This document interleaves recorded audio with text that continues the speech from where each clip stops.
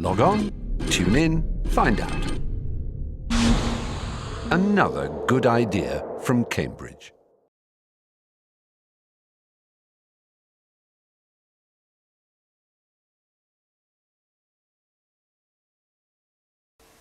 It's a great pleasure to have a chance to talk with an old friend, Simon Schaffer. Simon, when and where were you born? I was born in Southampton in 1955 on New Year's Day. Apparently, I think this may or may not have affected me, the first question my mother asked the nurses when she came to was what the cricket score was, because England were playing Australia on the other side of the world. She was far more interested in that than this child that had just appeared. Were you the first child? I was the first and the only child. And within less than 10 months, we left for Australia, not just to watch cricket, but my father was teaching in political science at Southampton University, and my mother was working as a trainee librarian. She'd been a civil servant before then. For reasons it's interesting, I guess, to think back to do with what must have seemed to that generation very clever, London, Jewish, left-wing, LSE trained couple with major political, scientific, cultural interests. Provincial British University in the middle of the 1950s would have seemed, and must have seemed, unpromising and depressing. So they became what's known in the trade as £10 Poms. That's to say they got an assisted passage to Australia on a rather unpromising ocean liner called the Himalaya. The voyage in those days would have taken 6 weeks through the canal. So just before the Suez Crisis, right, this is 55, this is the late 55, and NASA is about to nationalise the canal. And this for a post that my father got in political science at the University of Queensland in Brisbane. And I spent the next decade in Brisbane. My mother became a librarian at the university, and my father became a professor in political science and in the nascent discipline of development studies. So he did a lot of work in New Guinea, in the Highlands, and elsewhere in the South Pacific, but mainly in New Guinea. And I remember extremely well going to what obviously then was a terribly exciting place, Brisbane Airport, late 1950s, watching my father fly off to the unknown north, and coming back with souvenirs and objects and maps and pictures of the most extraordinary other world. Sea-picked shields and amazingly carved spears, amazing, which we've still got some, and deep suntan, the knee-high white socks, the beard that of course goes along with that sort of field work at that sort of time. But this is not anthropology, though there were lots of anthropologists around in those days. It was very much political science turning itself into a kind of development studies, and I guess even for a child that was an interesting question. And this was during the period of transition, that's to say this was an Australian administered territory, PNG, at this period.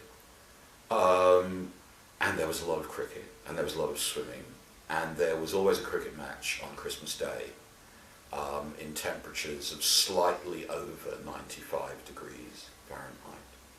There had to be Christmas pudding. And the Father dog. Christmas. And Father Christmas. And Father Christmas. And the dog, because we always had a dog, was always the wicketkeeper.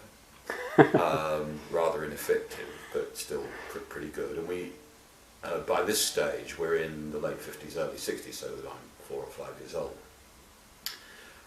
They built their own house on what was then the outskirts of Brisbane. A clearing in the bush with gum trees as far as the eye could see, and a creek ran through it, and goannas, big lizards, who lived next to the creek, and no mains drainage, so a septic tank, which was fantastic because you could grow papyrus in the septic tank. And I remember, trying to make paper out of the papyrus. Cutting it down, pasting it out, and putting it in the sun to dry. And that was my first experience of reenactment. And really a halcyon period. I think if you're a relatively active child, suburban white Brisbane in the period of the Cold War was as near heaven as you were likely to get. Looking back on it, there were all sorts of blindnesses. There was a complete blindness, and my mother and I have much spoken about this, about Aboriginal society. I'm probably wrong about this, but I think that at this stage, for example, Aborigines were not allowed to live north of the Brisbane River. There's this very large river that flows through the city and divides it in two, and it was essentially like Alabama. There was internal control of that sort. There was a Salvation Army school next to my primary school, which had some Aboriginal children in it, and they came to our school. But they were very tightly controlled, and the quotidian racism of the society went from, I think, the white point of view, absolutely unmarked. So in every other respect, I was brought up in a socialist household, and this was invisible. And in retrospect, that's very, very interesting. The other thing that's quite striking, perhaps, is how little one travelled. Right? This was still a world of immense distance. So you got from Australia to Britain on a boat, of course. When we came back, we came on a P&O boat, again through the canal. Since we were obviously the storm crows of world politics, this was one of the last boats through the canal before the '67 war. We couldn't land in Aden because in '65 because of the fighting in Aden that culminated with the British being thrown out. So that meant we had longer in Egypt, so we were able to go to the pyramids and so on. It was a world which still looked in all sorts of ways colonial, of course. And the waiters on the boats were from Goa. As I said, there was Christmas pudding at Christmas because it was Christmas, right? Even though meteorologically this was a complete disaster. If you went to Sydney, you went on the train, amazingly. And the gauge changes at the border between Queensland and New South Wales, and I remember very well, these midnight unpleasantnesses of getting out of your sleeper and walking across the platform at Armidale or somewhere, so you could get on another train with a slightly broader gauge because the guys in New South Wales had broad gauge trains and so on. So a world now immemorially ancient, after all. And I think that also is quite important to think about, that very recent history, and certainly very recent in terms of generations, can take you to a place where technology and culture and expectation and assumption are utterly alien.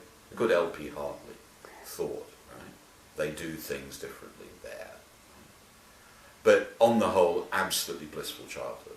Nothing to complain about, except the mosquitoes, which I hated, and the fact that primary education in Cold War Queensland was entirely 19th century, as I now realise.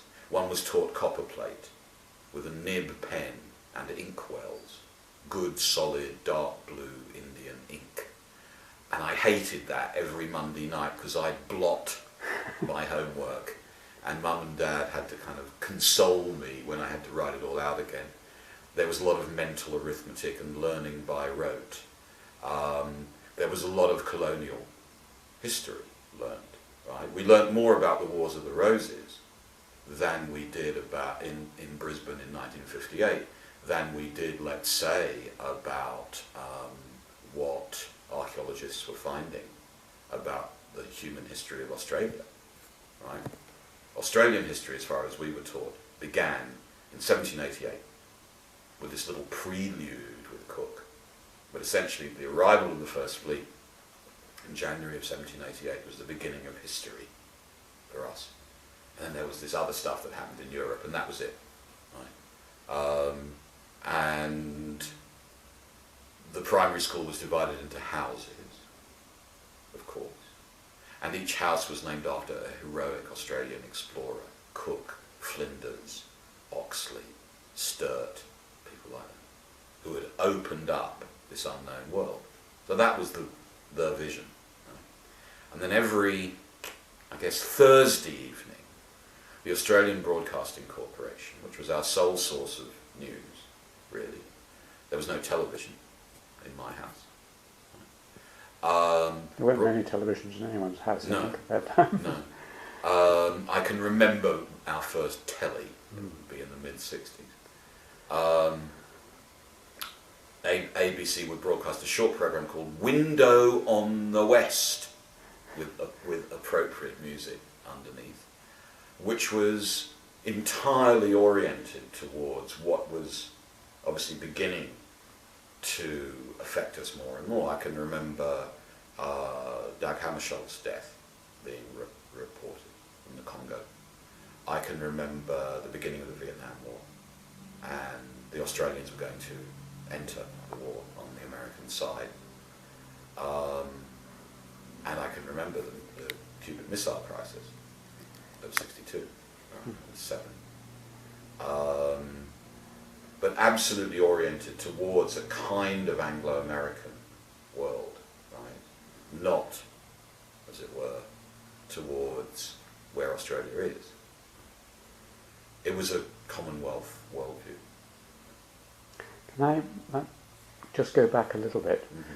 Some people go back beyond their parents Mm-hmm. to grandparents and where they came from. Mm-hmm. Is it worth saying that in your case? Did you know your grandparents? I knew my mother's parents. I mean, that's a sadness about the family, which is that both my father's parents died while we were in Australia, so that I never met them.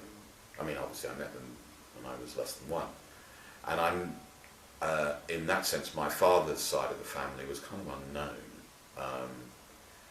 On the other hand, he had 2 sisters, one of whom is very much still with us, who were my closest relatives when we returned to Britain, were very important for me. What sort of family? These are, I mean, these were good, solid London, lower middle class Jewish family. Originally from? Originally from Lithuania, mainly, and Vilna, right? Who had, so their parents had left around about the time of the 1905 revolution and the pogroms of that period. It's the same background as Sidney Brenner and Yeah, I mean, Aaron this Klug. is the standard story. Yeah. I was told, I feel, I may be wrong about this, comparatively little to nothing whatsoever about all this. There had been family in the Netherlands, most of whom had been murdered by the Nazis, though some had survived, and we met them, and they're very dear to us. There was obviously a very extended family in North London who looked after us when we came back to England for the first time, who were very close cousins and so on. My sense was that my father was treated as the absolutely delightful, entirely eccentric, often inexplicably intellectual member of an otherwise very, very solid family, that every generation one had to produce what in Yiddish is called a hacham, which comes from the Hebrew word for learned, right? But it has that nuance of cannot tie up his shoelaces or indeed navigate his way around the world. And Yiddish has many words for that character for obvious reasons. Melamed, and Nebish, Shlemiel, and so on. What's the difference between a Nebish and a Shlemiel? When a Shlemiel drops his toast, it always lands on the buttered side, and a Nebish butters both sides. So you might bring these disasters upon yourself, but in general they happen to you. Nevertheless, given how Jewish, especially Ashkenazi Jewish culture had developed, there was a very strong sense that you had to have such a person around, right? You know, that there had to be at least one clever boy in the family. And I think there was some kind of expectation that that was going to be me, right? And your mother's side? Mum's father was a shoe salesman, and a very, very good one, who was from South London, and therefore a Surrey supporter, unlike the rest of the family. That was a source of some tension. And he was an adorable man, whom I miss enormously, who was one of the most benevolent people I've ever seen or met.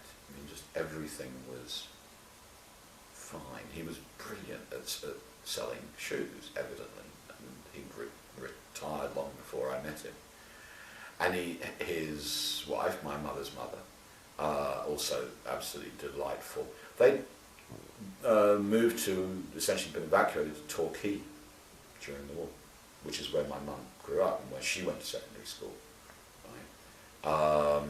Torquay Grammar School for Girls. So that had sort of taken them into a different world, right? And they'd retired to Bournemouth, so not London, right?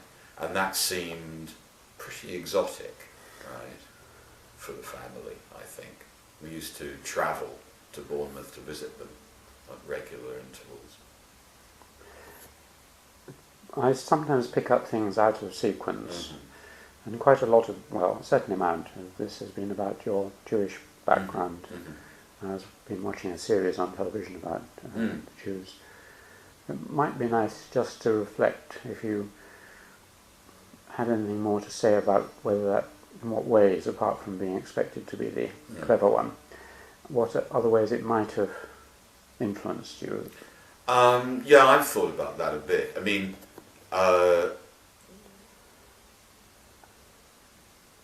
certainly I would say at least these two things. I mean, one is the sense of observing things from the side, of being absolutely assimilated without being a member, of trying to think of a slightly different perspective, on noticing perhaps a little more, only a little more, quickly what's being taken for granted here, right? Because if one, almost by definition, doesn't share quite all the assumptions of the group, which you are nevertheless completely absorbed with it, right? It's why, you know, I mean, I wouldn't dream of claiming the equivalent role that, say, cricket plays for CLR James, right? But it's obvious that there's a relation between, you know, in what I'm reminiscing about, between cricket and Judaism in this very interesting way. Absolutely absorbed, absolutely not, right? Looking at things slightly from one side, but being completely assimilated within a culture. These are assimilated and essentially secularized. There was no religious observance. There is religious observance, but this is a culture, and many people have commented on this, which can be entirely observant in religious terms. There are rabbis in my ancestry, and some very eminent ones, without actually having, as it were, belief. Right? Church of England. Exactly. Exactly. The old Christopher Hill anecdote. Is it Christopher Hill, I think? At Sarge, there's a guy here who says he's an atheist. I'll put him down, C of E. It's a bit like that. So, family life absolutely absorbed by the synagogue, by bar mitzvahs. I was bar mitzvah. By all sorts of rituals, Passover dinner and so on, without it ever seemed to me having any, or at least hardly any, correlative belief in anything of the theological or spiritual kind. I mean, this was absolutely phenomenological Judaism, right? And I think that's a very dominant pattern indeed, because maintaining the culture is maintaining the faith, right? So there's that. And then I think the other thing, I've said, is an expectation, perhaps in my case a slightly resigned expectation directed towards me, that this one is going to be the incompetent and the clever one, right? I mean, the sense that literary, intellectual, scientific life is indispensable, and that a very important element of the culture and the family is maintained through that, right? And that's a very familiar point about that kind of group, I think. So this kind of, I think, very interesting balance between membership and alienation, right? Because this was an extraordinarily assimilated generation, right? And on the other hand, a sense that the life of the mind was absolutely legitimate, probably indispensable, but for the minority, right? Not everyone was going to do that. Not everyone was going to go to university. Not everyone was going to get a university job, but I was a campus brat anyway, so it kind of followed. I mean, there has been a great deal of speculation as to why a much larger than predicted percentage of Jewish people are represented in the sciences, particularly, and in the arts and so on in this country. And all sorts of theories are put forward. That sounds part of the answer. There's always one or two who are, in a sense, pushed forward to do that. Are there other and reasons? Also, I mean, I do want to emphasise this, that strange sociological mixture of pride and resigned tolerance, right? This is not a culture that heroises learning and the intellectual. On the contrary, I mean, a lot of the humour is entirely about the complete uselessness, incompetence and general catastrophe of intellectuals as any worthy members of society, right? I mean, that's one of the spines of Jewish wit. On the other hand, a sense that this is potentially a way up and out, right? So again, there's this rather interesting tension between absolute membership and slight alienation, right? That one accepts the idea that pursuing the intellectual career is one of the noblest things you can do, but it's a way out, right, from the culture that is validating it, right? This is how you get out of the ghetto. After all, this isn't how you stay within the ghetto. Not everybody can be a rabbi, right? I find that quite interesting. It's a ticket out of a culture that demands that you do this. So there's something very complicated and interesting going on there, I think. What about the whole idea of the ghetto, in the sense that it's sometimes alleged that the push towards intellectual activities is partly because many other things are forbidden. I mean, you can't join the army, you can't do this and that. I mean, I think historically that must be right, and that's clearly an absolutely crucial factor across a vast range of activities. But for the moment that we're thinking about now, that isn't in operation, right? Rather the other way around. Of course, there'll never be, one might have said, a captain of the England cricket team who's Jewish, because we actually don't know how to hold a ball, right? I mean, this physical incompetence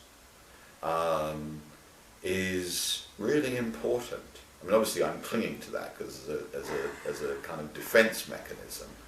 But I do think it plays a role. It's also, to generalise wildly, it's also notoriously associated with the incredible tensions around Zionism. Around Zionism? Yes, yep. that were in play and remain, if not massively more in play, right?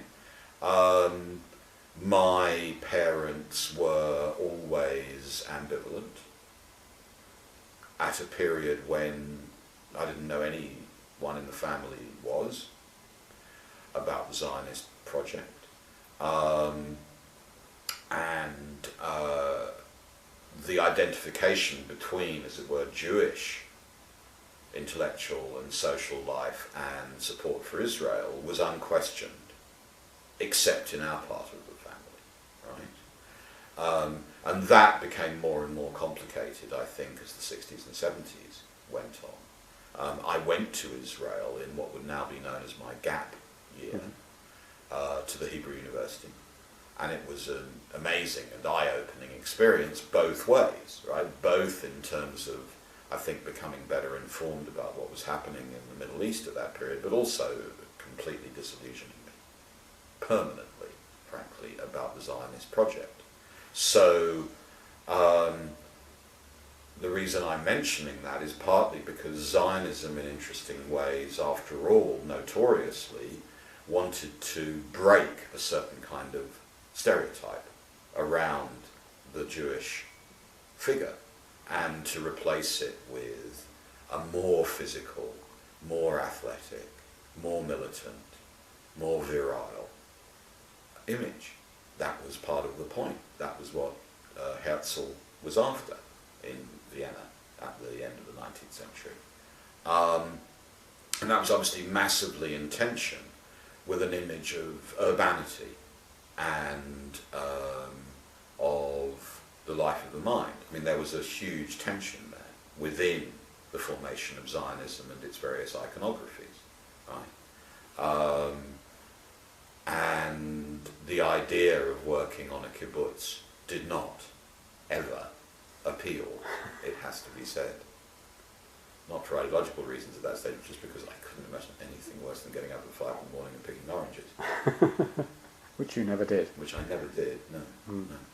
And lots of people did. Lots and lots. Including non-Jewish people, one should remember. I mean, in the 60s through to the Yom Kippur War of 72,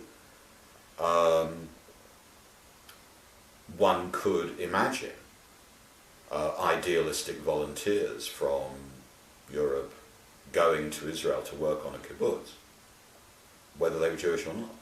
That's a very interesting thing, again, to remember. All that is gone. That was one of my plans when I left university. Nice. Fish farming on a kibbutz. Right.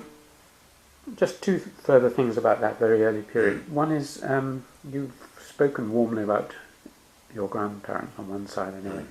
What about the personalities of your parents? How do you think that shaped? I mean, did they encourage you very much in reading or anything? Oh yes, I mean, they're the most important people in my life.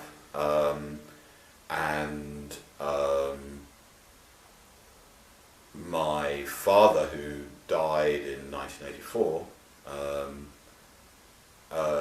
was very careful, they both were very careful not to be seen actively to direct me, right? Yet always to provide any resources that I needed. I was a ridiculously spoiled child, I mean ridiculously so. And I was the only child, and so on. And certainly the assumption that the good life consisted of music, books, long walks, and serious conversation was just absolutely taken for granted, completely pervasive, and one was treated like a grown-up from the get-go. So that, and my mother still, I think is extraordinary in this respect, that she is no respecter of rank or person and simply treats everyone in the same way, whoever they are, and that was a fundamental idea. And I hope I learned from that. I think I did learn from that. I mean, I don't think I followed it, but I certainly learned from it, right? So that interesting mixture of a kind of unmarked literary intellectual culture, right? Not saying this is how we live, not how they live, but this is how everyone lives. And a deeply principled egalitarianism. I mean, the snobbishness was the thing they loathed the most, I think, more than anything else. Right? And that in turn obviously related to lots of other issues like trying to see things from other people's points of view. Right? Think how it must seem to them. So most of this implicit, as I guess it is for most people, but absolutely indispensable, as I guess it is for most people too. The second thing is about the first school. You said, it was very out of date and lots of copying and splodging of ink and things That's like right. that. Were there any teachers or anyone, even at that stage, who were beginning to... That's a very interesting question, isn't it? I like my teachers, and they were very good at their job. It's just that in retrospect I think it was the wrong job. And I can remember them all pretty well. In particular, one primary school teacher, Mrs. Flynn, the daughter of a flying doctor from Central Australia, initial T, that's T for trouble. And they were anything but inspirational. Right? It was very clear that they were not teaching these children so that these children would become like them. They were teaching these children in a very rigid and very robust curriculum, and then send them on to other things. That was at primary school, right? In 1965 we came back to Britain, a different universe, and a very different school, in fact. So what should one say about that? What was the school? Well, before I get onto the school, I guess one has to think about why we came back. We have the Robbins Report, the expansion of British universities, the coming to power of the Labour government in '64, and I think, again, much of this is in retrospect, the very remarkable return to or arrival in Britain of a very significant cohort of formerly expatriate intellectuals. Right? So one of the new universities was Sussex. Sussex set up an Institute of Development Studies. They offered a job to my father. He took it. We moved to Brighton. And they stayed in Brighton from then on. And that's where I went to secondary school. Unrecognisably different experience, of course. Starting with the fact that the beach had no sand. Right? That was the first thing, if you'll pardon the expression, that hit me, to such an extent that I thought that the English must have dumped vast amounts of pebbles for no obvious reason on this beach, right? And the usual remarks about the weather and so on. Living in a rather chilly house before we moved into a proper one, and opposite the secondary school. We came back then when I was 10, right? Still had the 11 plus regime in Brighton, so this was the summer of 1965, and I was therefore 10 and a half. Question, should I go to primary school and then take the 11 plus, or should I go straight to secondary school? So I was taken to an educational psychologist who asked me the usual questions about, you're provided with 3 pint pots and a quart of water, how do you get 4 1/4 pints? And so on. And apparently I answered all those questions correctly and was sent straight to grammar school, Varndine Grammar School for Boys, as it then was. So, a single-sex school. What's it called? Varndine. Varndine. Varndean. Yeah. The only distinguished old boys are Paul Schofield and Steve Ovett, who was a contemporary of mine and a brilliant athlete, otherwise not a very nice man. And Is that to go on the internet? why not? And Natasha Kaplinsky, who was there long after me. It was a very good grammar school. It was ridiculously selective. It was single sex. One wore ferociously policed uniforms, including caps, right? Embarrassingly.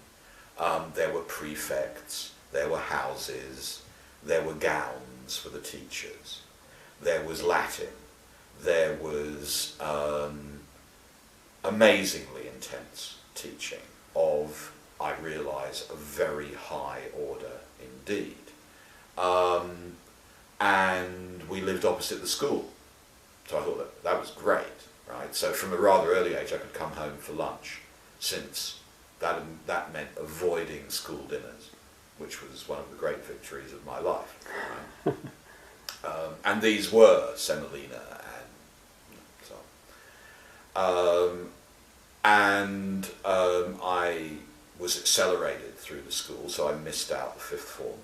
So I took O-levels, as they then were, when I was 14, and A-levels when I was 16. And what should one say about that? Several of the teachers were completely inspirational for me. Especially the teacher of mathematics, Ron Woolner, whom I wish here to commemorate, who was a descendant of Thomas Woolner, the great Victorian artist and sculptor, who painted The Last of England, right? Or who rather is in The Last of England, right? I didn't paint it. And whom I subsequently discovered has a bust of Whewell in Trinity. Anyway, his descendant taught me mathematics, and he was fantastic. I mean, he absolutely inspired me. And a remark that one might want to think about there, I thought myself correctly very bad at arithmetic. And he sat me down one day and said, mathematics is not arithmetic. And he talked to me for about half an hour on my own about the difference between mathematics in terms of these elegant and beautiful manipulations of signs and arithmetic, which is 2 times 4.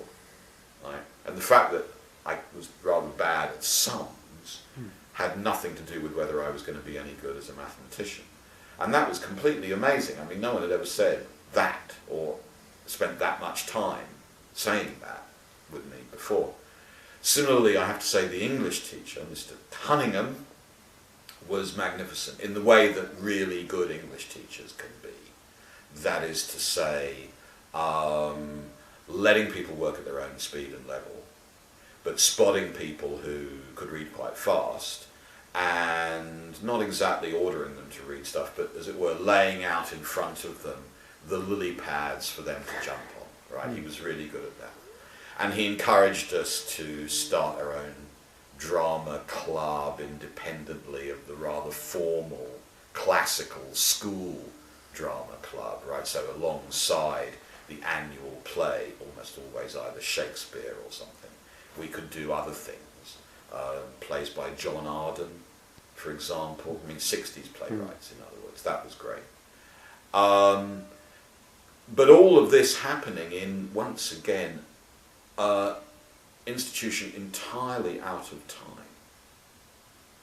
time. After all, this is the late 60s in Brighton, right?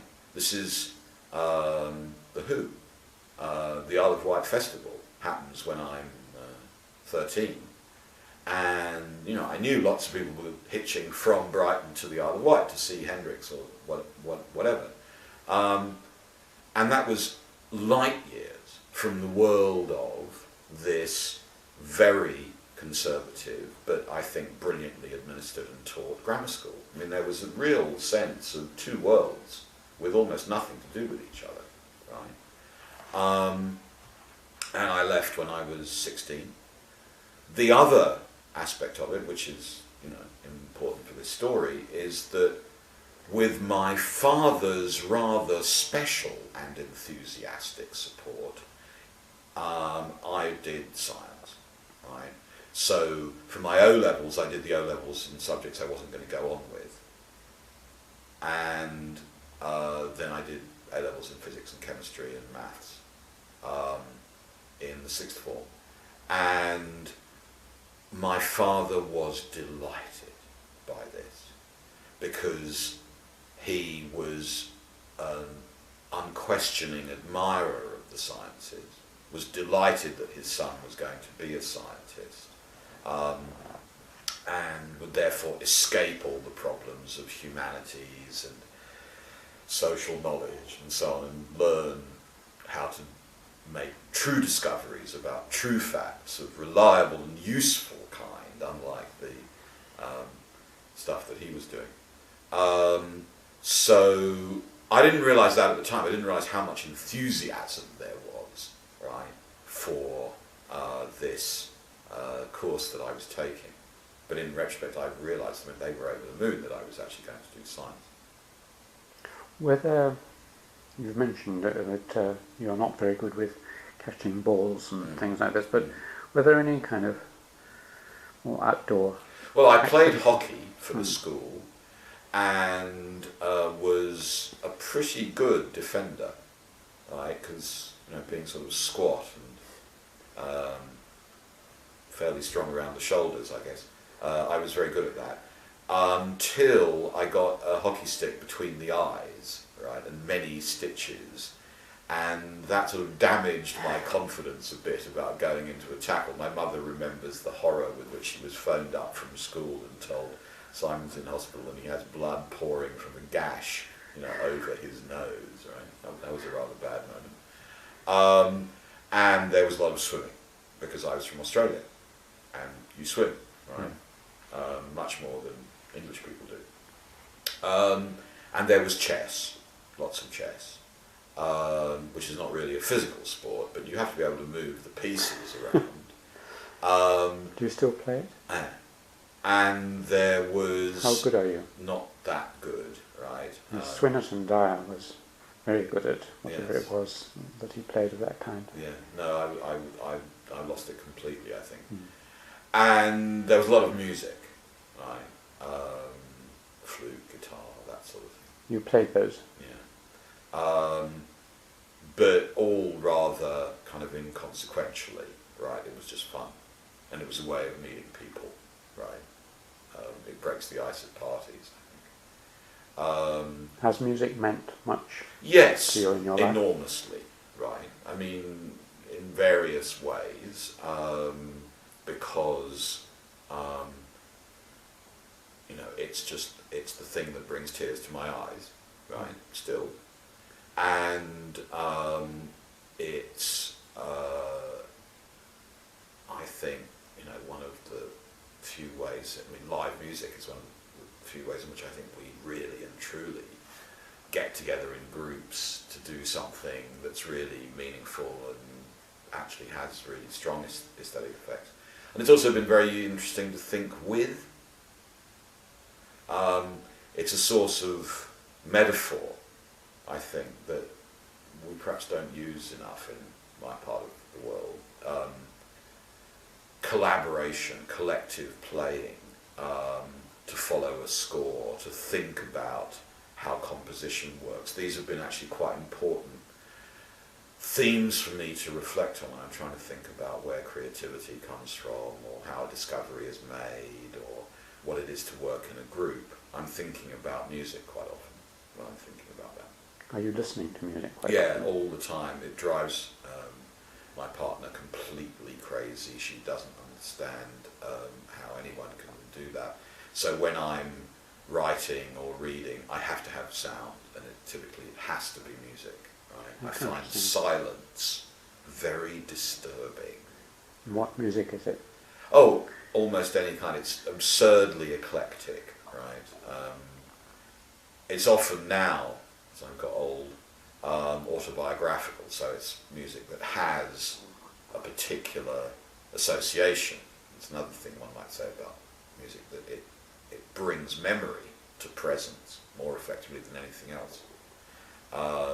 So I like listening to tracks that remind me of a place I was when I first heard that, or when I last heard it. Right. So yeah, I mean, I can't work without that sound. Is it classical or? A lot of it is Jazz? classical. Most of it is now jazz. Right. I mean, jazz is like I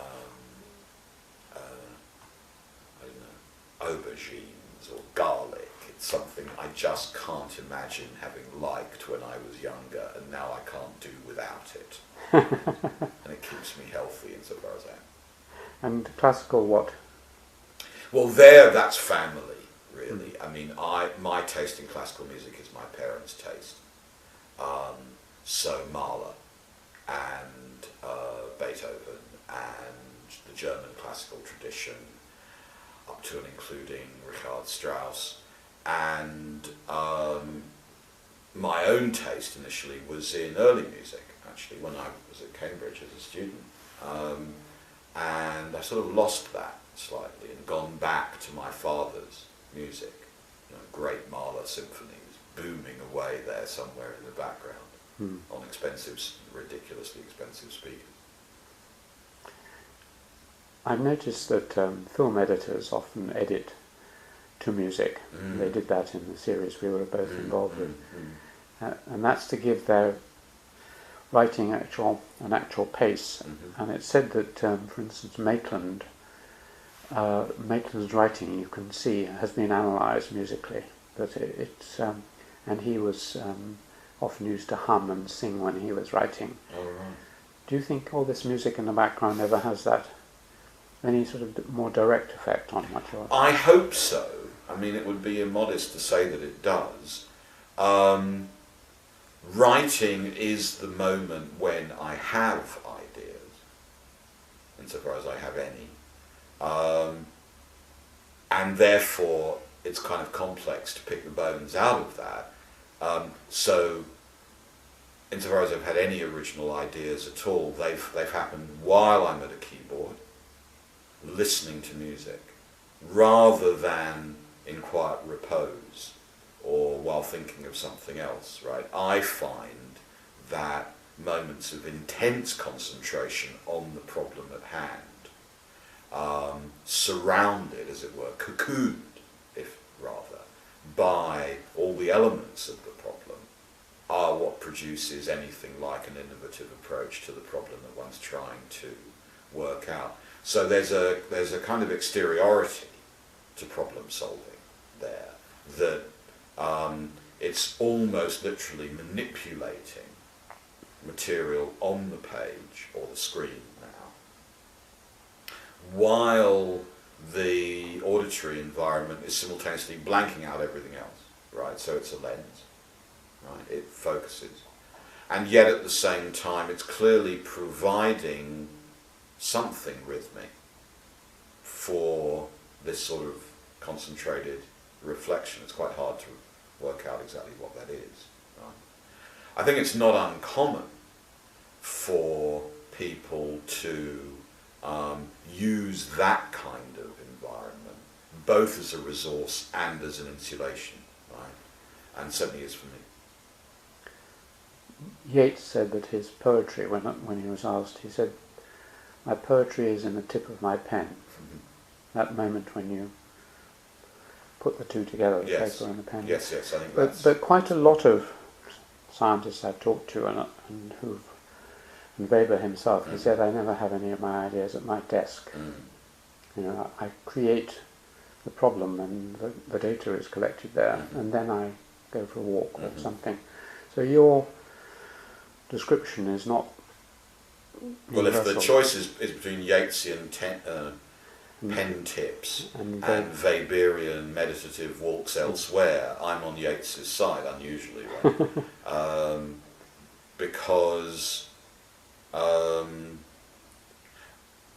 I have very little experience of flashes of insight. I mean, it is 99% perspiration, I think. But have you had this experience that when you start in the morning to write, you don't really know what you're going to write. And then Yes. as you write, ideas come. Absolutely. And by the end of the day, someone says, "What have you written today?" And you say, "I don't know until I read it." Yes.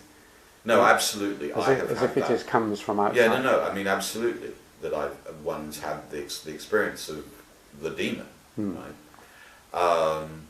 But that's wrapped up with one of the techniques which I fairly religiously stick to, which is that I must not, I've discovered, perfectly finish a piece of writing in the evening.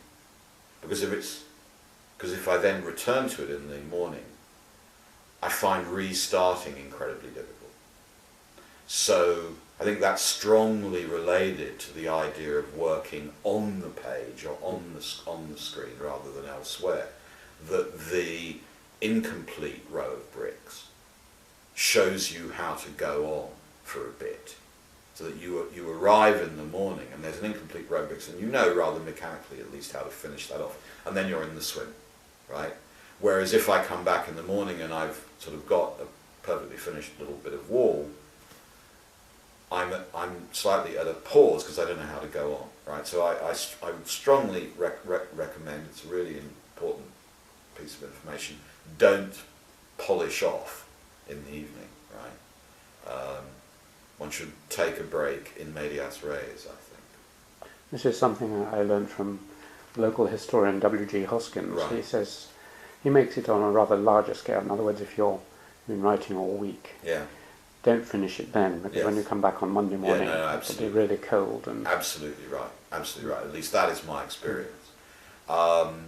Because nothing is alienated from you quicker than this text that you allegedly wrote.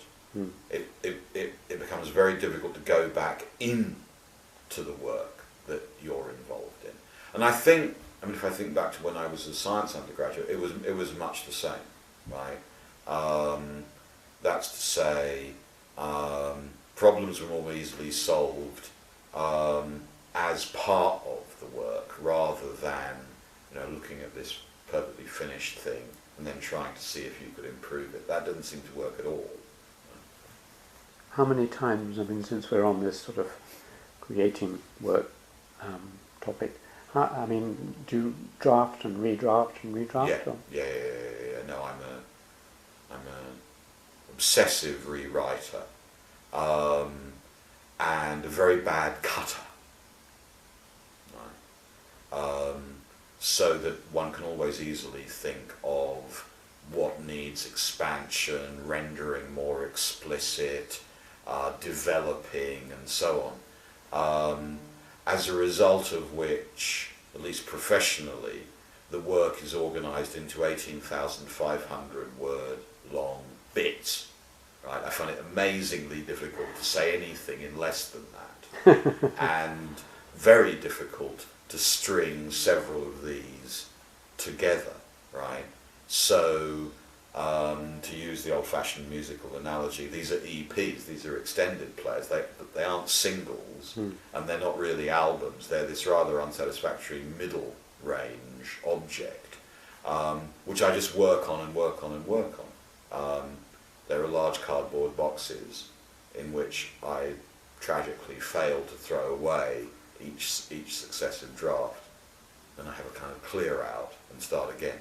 Why do you say tragically? Well, because they just, in terms of stratigraphy, it's a bit complicated, and also in terms of the amount of space it takes up in the house, it's even worse. You referred to when you were a scientist. Do you, having been both at quite a high level, and not having been a scientist, is the process of creativity and discovery very, very different in the two, or not? Well, I wasn't ever a scientist at a high level, but I met several scientists who were scientists at the highest level. And I suspect that processes of creativity don't respect disciplinary boundaries. That would be the first thing to say, that there actually are things one can generally say about how folk invent and innovate and create that are probably not systematically different between, I don't know, making a poem and making a theory and maybe even making an experiment. And that, at least I hope there are some general things one can say about that, because that's been part of my work. I think there are some obvious, as it were, systematic and institutional differences which are very, very interesting, especially in our culture now, right?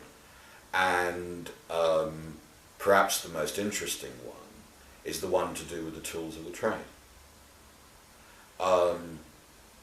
After all, from one point of view, I guess you could say that if you look like a Martian at the workspace of people working in, say, the University of Cambridge, and you didn't know what they were working on, you couldn't tell whether they were doing history or astrophysics, because they all look as though they're doing the same thing. They all look as though they're at a keyboard in front of a screen. Isn't this a recent thing? And it's a very recent development, and it's, I think, still, in interesting ways, an underanalyzed one. That's to say, at the very moment when people speak about more and more specialization, more and more disciplinary boundaries, more and more, exquisitely distinguished sub-specialties, the phenomenology of this sort of work has become more and more similar for larger and larger groups of people, and not just people who work within the academy, of course, in fact, absolutely not just people who work within the academy. So one can talk of the military entertainment complex, as some of my best colleagues like Tim Lenoir do, where skills at pattern recognition on the screen with a keyboard move across from the most heterogeneous areas, from Game Boy to nuclear war, right? From simulacra to reality. That's one line one might want to pursue. But if one's trying to think, what is the work folk are doing when they are being creative, if you try, as it were, to identify what that work is, by and large, the manual, practical, material aspects of it have converged massively in the second half of the last century. You go back to the immediate pre-Second World War period, we could not have said this. Yeah, Cavendish looked rather different. Right, at all. Right? You know the difference between, as it were, Rutherford's boys and Trevelyan's boys. You would know that difference, and now you don't. Right? At least not if you're a Martian and you don't ask them what they're doing. Right? Yeah. So, perversely, and I think ironically, reflection on creativity across various disciplinary boundaries might, from that point of view, have become interestingly easier, right? Because one's dealing with some bits and pieces of practical behaviour which have got more and more similar over the last 50 to 60 years. I think that's actually quite an interesting issue, right? Certainly in the science with which I'm most familiar, which is astronomy. So that actually there ought to be, whether there are robust principles that help us to understand creativity, there ought to be robust principles that deal with what it's like having smart new thoughts that work when you're a typist at the cinema, which is the standard situation of almost all workers and intellectuals in this culture now, right? In this little restricted culture. Let's pursue that in more Right. detail next time that we talk.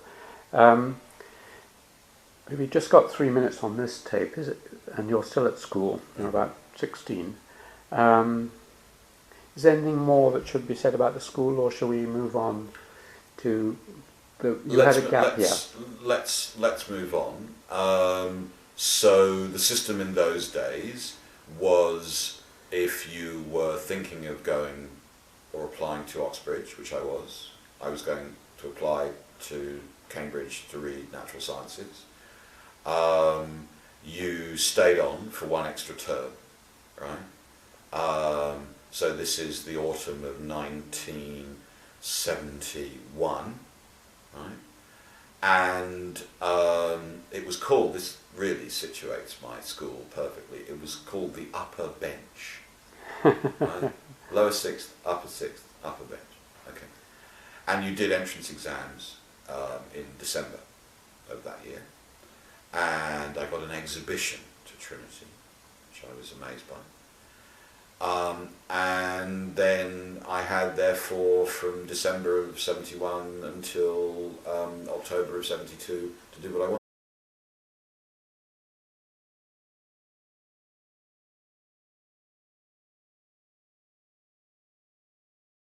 So that year, we're talking about the first half of 1972 now, 1917, was obviously very important for me. I mean, I learned that I was quite young, and I learned that, you know, I could survive on my own, and I became very disillusioned with various forms of political science, and this is just before the Yom Kippur War. And opener in all sorts of ways. One of the most interesting things I did was I did a lot of archaeological work. There was a major dig going on under the southwest wall of the old city.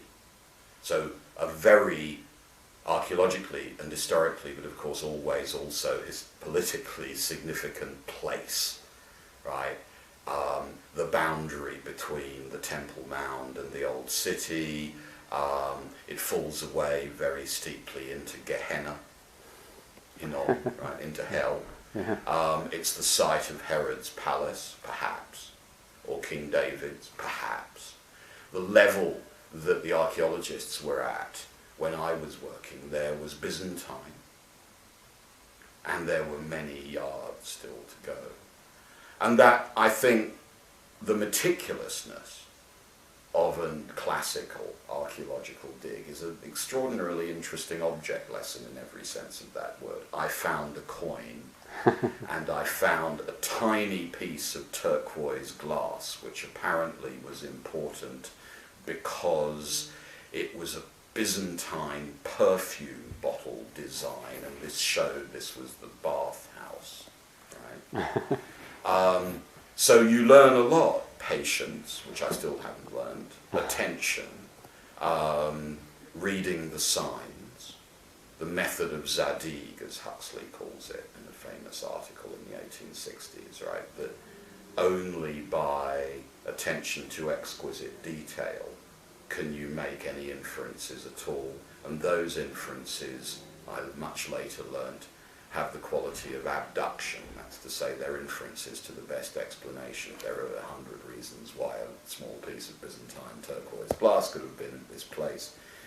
But the archivist said, yes, we know what that is. So the loveliest explanation is also always, as Peter Lipton would say, likely to be the right one. So detection, right, all that was going on. I learnt a lot. And it was exhausting. It was unbelievably exhausting. I came back to England in the summer of 76, went youth hosteling, and then came up to Trinity with an open exhibition to read natural sciences. And the rest is history. Trinity was an amazing experience as an undergraduate. It was still a single-sex college between 1972 and 1975. It was enormously supportive. It was pretty stern, certainly in terms of provision. It was fantastically stern. There was no central heating, for example. We are still in the period of toasting waffles in front of the gas fire. Or Nabokov period. Exactly. And the cellars flooding regularly, right? And the shared rooms and so on. And in effect, although again, of course, I didn't realize it at the time, a very classic, rather 19th century pattern of training for the tripos.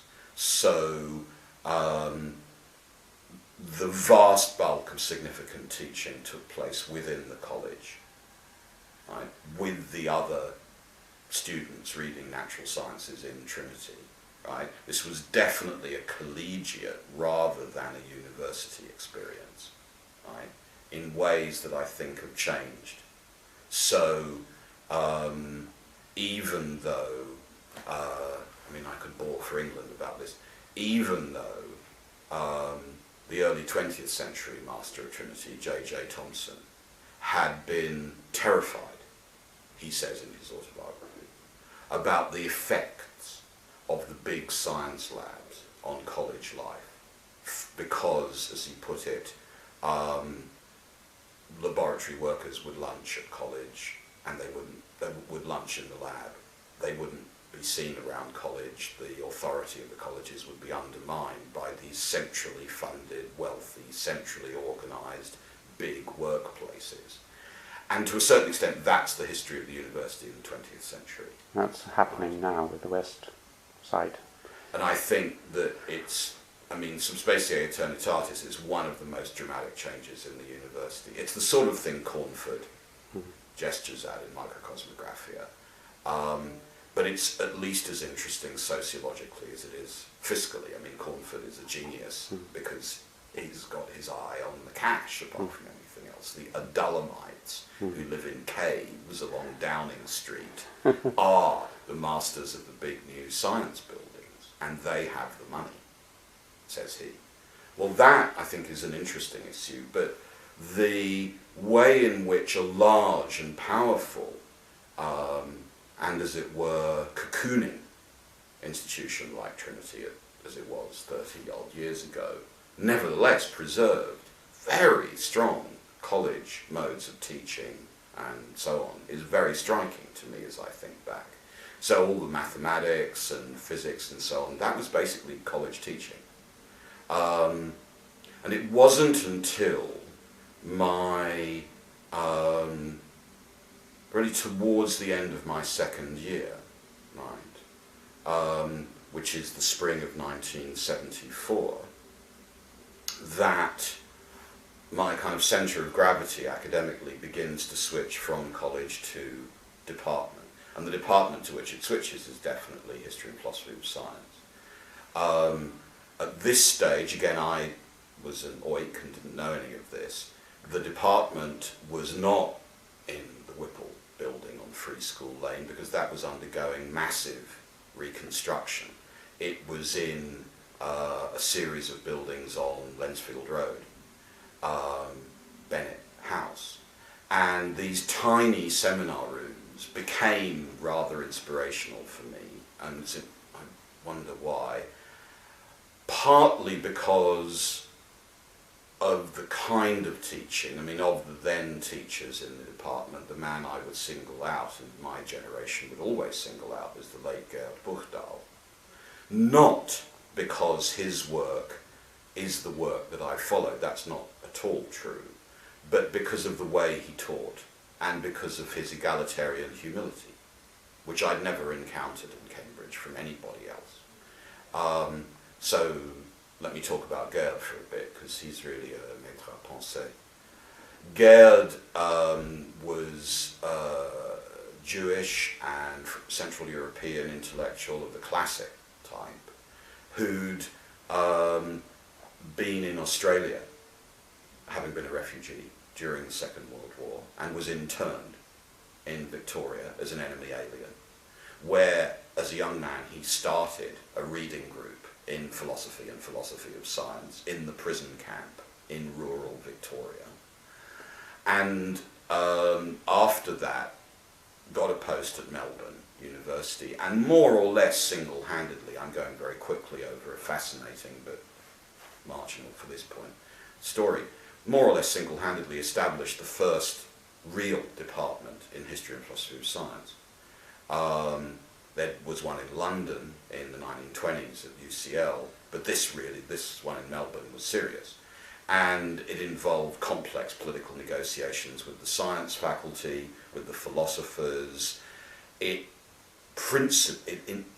brought together historians and philosophers of science in a principled way, pedagogically as well as in research. And the Melbourne department became, under his aegis, very, very important indeed. His central area of interest was critical philosophy, Kant, above all. Much later on, he was to publish a stunning monograph called Metaphysics and the Philosophy of Science, which was the content of the seminars and lectures that he gave us in the early 70s. He came to Cambridge in the 50s, more or less, I mean this is not entirely accurate, with the express function of setting up a program in Cambridge like the one that he'd already established in Melbourne. So the Cambridge department, qua department, is very much the child of the Melbourne department and the project of Georg Buchdahl, who became its first head. It was he who hired Mary Hesse, brilliant young mathematics academic from London, and together they really forged the department as it is now. By the time I met him, he was already a grand, stately, hilarious man, with an enormous sense of humour and very expansive views, who, and I think this is not untypical for influential teachers, almost completely failed to communicate the content of what he was teaching, but absolutely succeeded in communicating its importance. So that for the first time, really, in my university career, I was sitting with someone for whom this was a matter of life and death, if not more important than that. And he really did do things that are now the subject of glorious reminiscence and anecdote, like he really did turn up at the second lecture of term in Michaelmas and say, everything I told you last week is wrong, and I want you to throw away those notes, and we'll start again. And this was on John Locke's epistemology. And while it was very difficult indeed for an ill-informed Cambridge second-year natural scientist, otherwise working in physics, to understand why this was such a puzzle, right? Does Locke believe in innate ideas? Is Locke really committed to the view that everything we know is due to sense data that we receive from outside our minds? Or is there not some prior set of categories within the mind that organize and dispose and combine those sense data? I couldn't initially see why you'd lose sleep about that question, but I absolutely saw that Gerd was losing sleep about this question, and no one else had communicated to me the idea that a question like that, or indeed any question, might be so significant to one's, as it were, moral salvation. So I thought, this is for me. I mean, I'm not going to do this, but something like this is for me. The other thing that Gerd and his colleagues were very, very good at, very good, Martin Rudwick was also teaching on the programme, which was a treat and a privilege, an amazing lecture course on 19th century earth sciences, was to imagine that even if you had no background, your views were worth hearing. So that's partly what I mean by the egalitarianism, that this was a set of problems which one ought to be able to describe such that everybody in the room could take part in the conversation on roughly equal terms, right? Even, and in a way, interestingly, particularly where matters of fact were concerned, right? I mean, that seems amazing to me in retrospect. So I learnt a lot slightly indirectly, right? In the summer of 74, and this I think is probably the single most important thing that happened to me in this period, I noticed that the National Maritime Museum in Greenwich offered internships, which were essentially for volunteers for 2 months to work in Greenwich on some aspect of the collection and you were paid enough to allow you to rent a room somewhere near the museum. So I did that for the summer of '74, and that was the big deal for me, because that was the first time that I'd really worked with and behind the scenes at a museum first, that I'd actually got the experience of thinking about scientific hardware and scientific instruments, because one of the jobs I was given, now I don't think they do this, but it was an absolutely wonderful job. The entire instrument collection of the National Maritime Museum, one of the great collections in the world after all, was held on index cards, was catalogued on index cards. So I was given a Polaroid camera and about 24 sextants, and I had to take these to bits with white gloves and take a Polaroid of each bit and paste the Polaroid onto a card and write down what it was, and then take the next bit, and then take the next bit, and then put it back together again, and then go on to the next instrument. So it's presumably somewhere in the basement of the basement of the basement of the National Maritime Museum there are these rather inadequately annotated, rather fading, presumably, Polaroids of this hardware.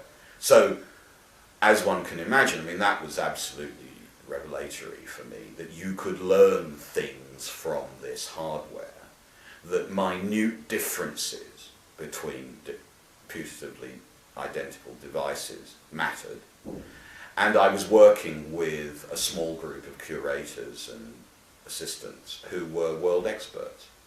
Commander Waters, splendidly named head of the navigation department, and Alan Stimson, brilliant historian of scientific instruments. And I found material both in the collection and in the library which suggested a possible dissertation topic for my final year. By then I was utterly committed to doing History and Philosophy of Science for Part 2, which one can do in the Natural Sciences Tripos. That was a bit of an agonising decision, actually, because I really wanted to stay with physics. The timing is interesting, perhaps, from the historical point of view, because mine's the last year that studied physics in the old Cavendish. Because '75 is when the physicists moved from town to West Cambridge to their glamorous new buildings. So it was also, of course, the centenary of the establishment of the Cavendish. And Crowther's, I think, rather inadequate book had just come out, The History of the Lab, over that century. What that did to me was make me think about the history of physics, right? So you could tell I was a lost soul already, right? So I was more excited and entertained by, as it were, the archaeology of what was left on Free School Lane, especially since it was next to where the HPS department was, than I was by, what might happen with the move to West Cambridge. But it was still a bit agonising, and very often one is strongly dissuaded by directors of studies and others from switching into something like that, because one was giving up the possibility of research in science, basically. That was made very clear to me, and that was a very bad thing. Nevertheless, I did that, and it was, I think, the right decision, and I had an absolutely splendid time in my final year. I had a lovely room in Neville's Court. I learnt the wonders of the university library, or began to. The dissertation topic that I'd found in Greenwich proved to be viable and interesting. And at this point, I think this is also not unimportant, my father, who by then was a professor at the Institute of Development Studies at Sussex, was on secondment to the Shannon Free Airport Development Corporation as an advisor. This really dates it. This is the period just before and during accession to the EU. So the Shannon Free Airport Development Corporation hired my father as an advisor on ways of improving economic development in the west of Ireland, particularly in County Clare. And this involved my father and mother moving for a very long period to an absolutely wonderful cottage in a village called Corofin in Clare, about 15 miles from Shannon, between the plains of the Shannon Valley and the Burren, the high desert limestone plateau where the Cromwellians said there was no water to drown a man or no tree to hang him from. This had been Daniel O'Connell's base in the 1820s and 30s, so it was the Liberator. It was De Valera's constituency in the early 20th century. It was an eye-opener in a different sort of way. Again, archaeology played a role, but also politics. This was the early 70s in the west of Ireland. We were not very far from where Whitelaw and others were meeting with the IRA in various pubs in East Clare. There was the local bar, Beaufy Quinn's, which was run by a man who built a submarine, which he sailed, if that's the right word, in the loch.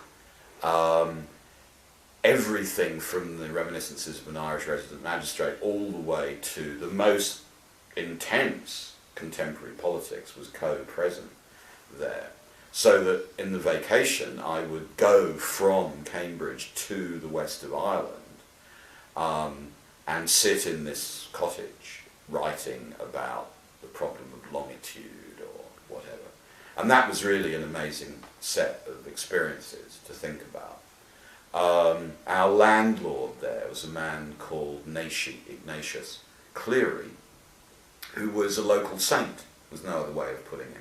Very important man for me to think about what intellectual life is. I mean, this was a man who was the unmarried middle son of a very large family, the youngest son of the Cleary clan, also unmarried. Enda was the housekeeper. This was classic. Beautiful Georgian house called Riverview.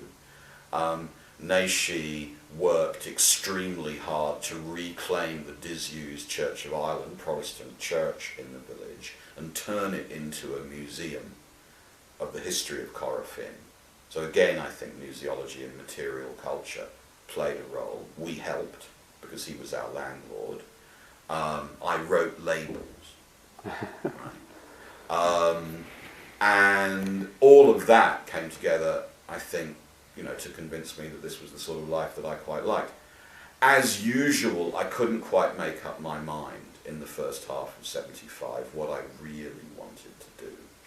I mean, if I reminisce, the reason why I applied to read natural sciences at Cambridge, one reason, apart from its enormous distinction and privilege of studying there, was that you didn't have to make up your mind. Right? I think I wouldn't have applied to Cambridge if, like Oxford, there had been a specialist physics school, right? Because I couldn't decide between physics and chemistry or physics and maths or whatever. And similarly, in the final 2 terms of my undergraduate life in Cambridge, I couldn't decide at all what I wanted to do, so I applied for everything. I applied to go into the Foreign Office, for example. So I took the civil service entries exam. Did you get in? Yes, I did. The most amusing aspect of that, there were many amusing aspects of that, the most amusing aspect of that was being vetted. So, sitting at home in Brighton and having a retired policeman from Hove actually come to interview both me and my parents. And I got through, I think, security vetting. One point that they were very clear on, and this is, after all, right in the middle of the first oil price shock, because this is now the aftermath of the Yom Kippur War, and the miners' strike, and so on, in the 3-day week. By 75, Labour had come to power again, and there was, as there regularly is in Whitehall, a general feeling that there were insufficiently many people with science degrees working in the civil service. This is a sort of periodic feeling. So the fact that a Cambridge natural scientist was applying to go into the Foreign Office was thought to be a good thing.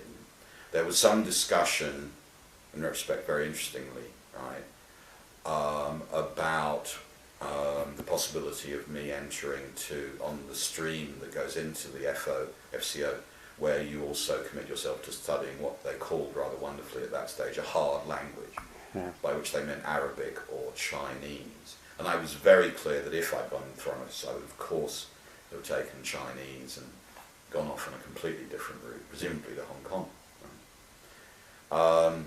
But in the end I was offered a Kennedy Scholarship to go to Harvard for a year, so I did that. Because Harvard had and has the world-class history of science program.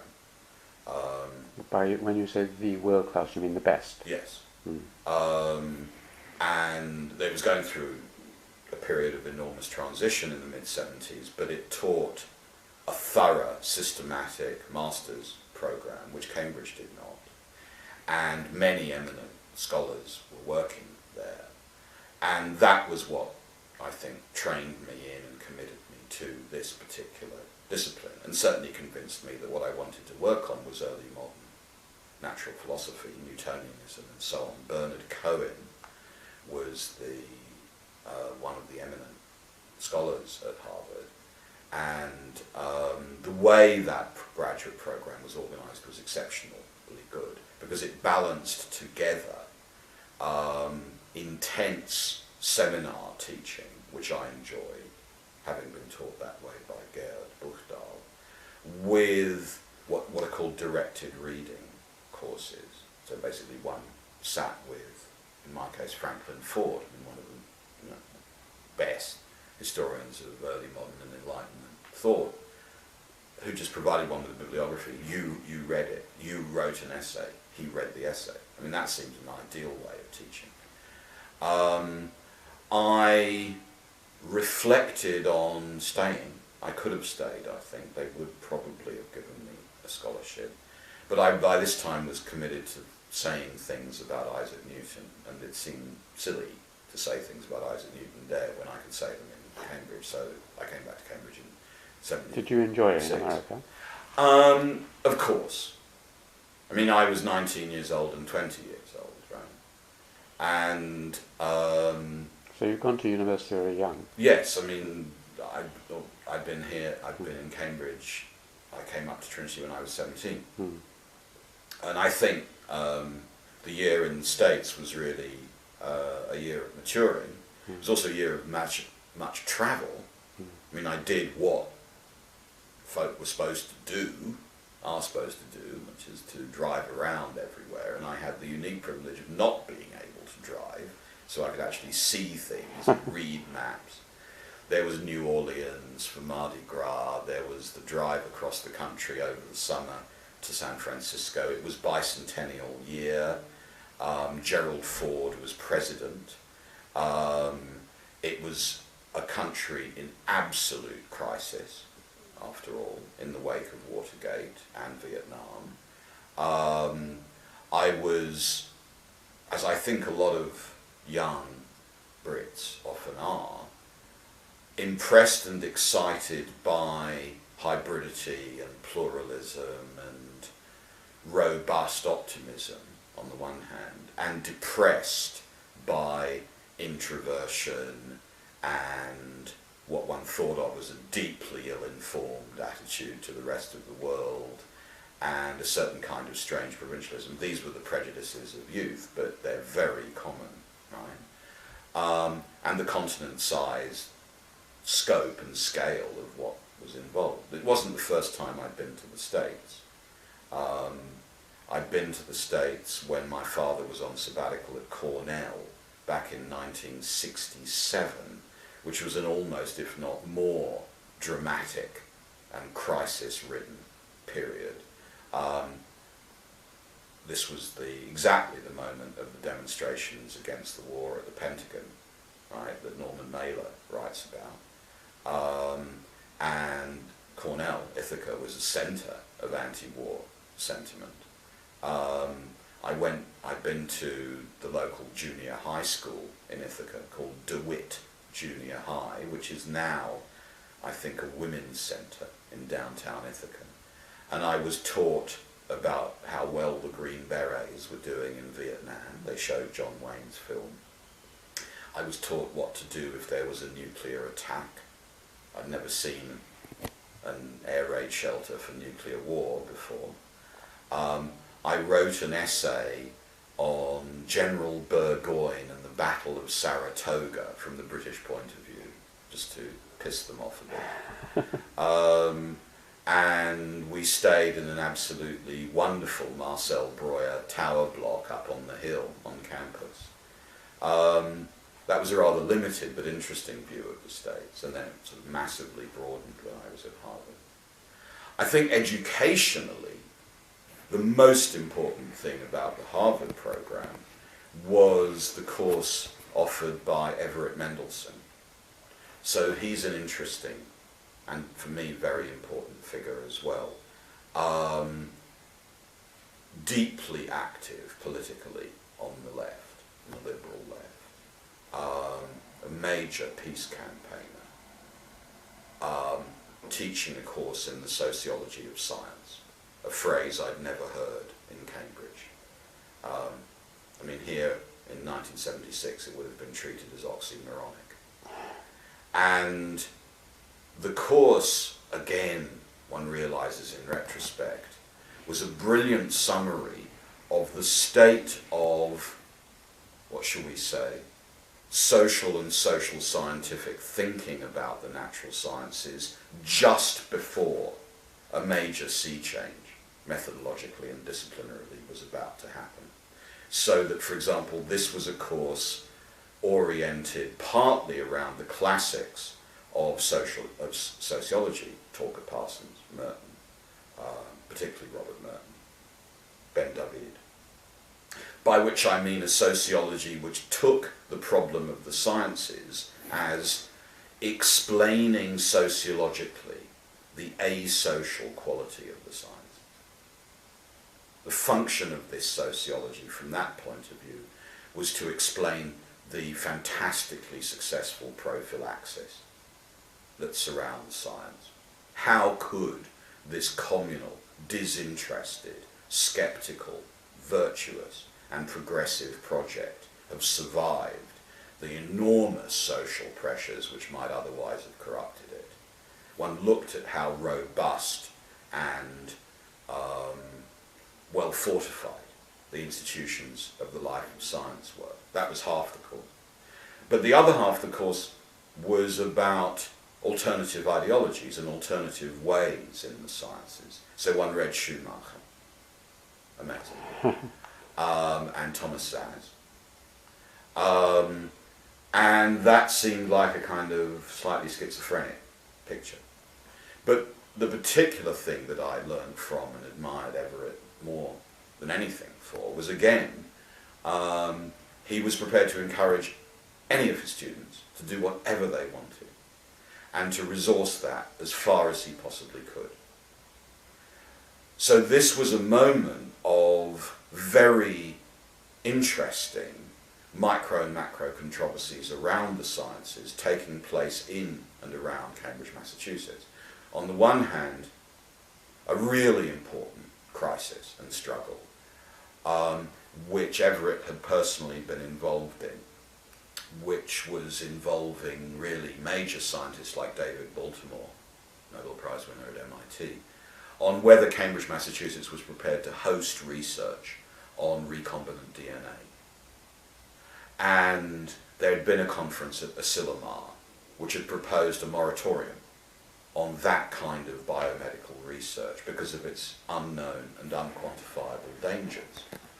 And the mayor of Cambridge, Mass, had played a really crucial role in insisting that labs in his city, which means Harvard and MIT, not do a certain kind of work.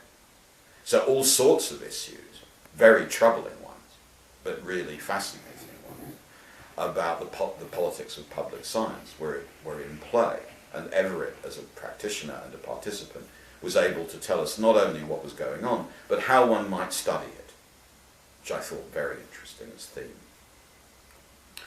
And then the Science News was full of, again, what is now seen as an example of pathological science, a phenomenon called polywater, which is now almost completely forgotten, perhaps.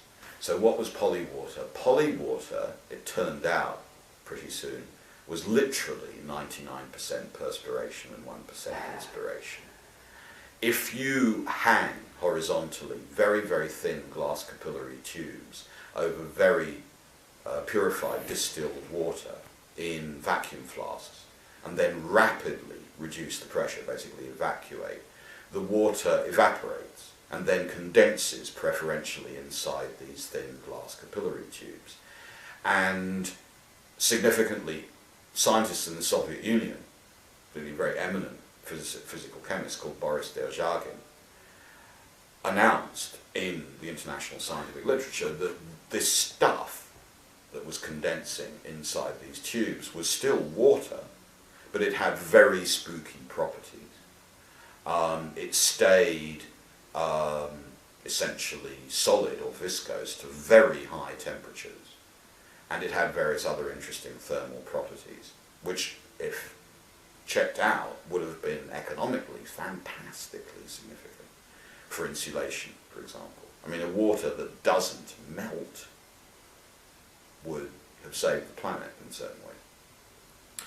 It also had a good shelf life because at roughly the same time, the greatest of American science fiction writers, Kurt Vonnegut, had published a novel called Cat's Cradle, which describes a substance called Ice-9, which strangely has rather similar properties to polywater, so it was easy for the New York Times to know how to describe this stuff. And because it was a Soviet discovery, the Office of Naval Research and other American government agencies were quite prepared to subsidize research into this stuff. And after about 3 or 4 years, it died completely.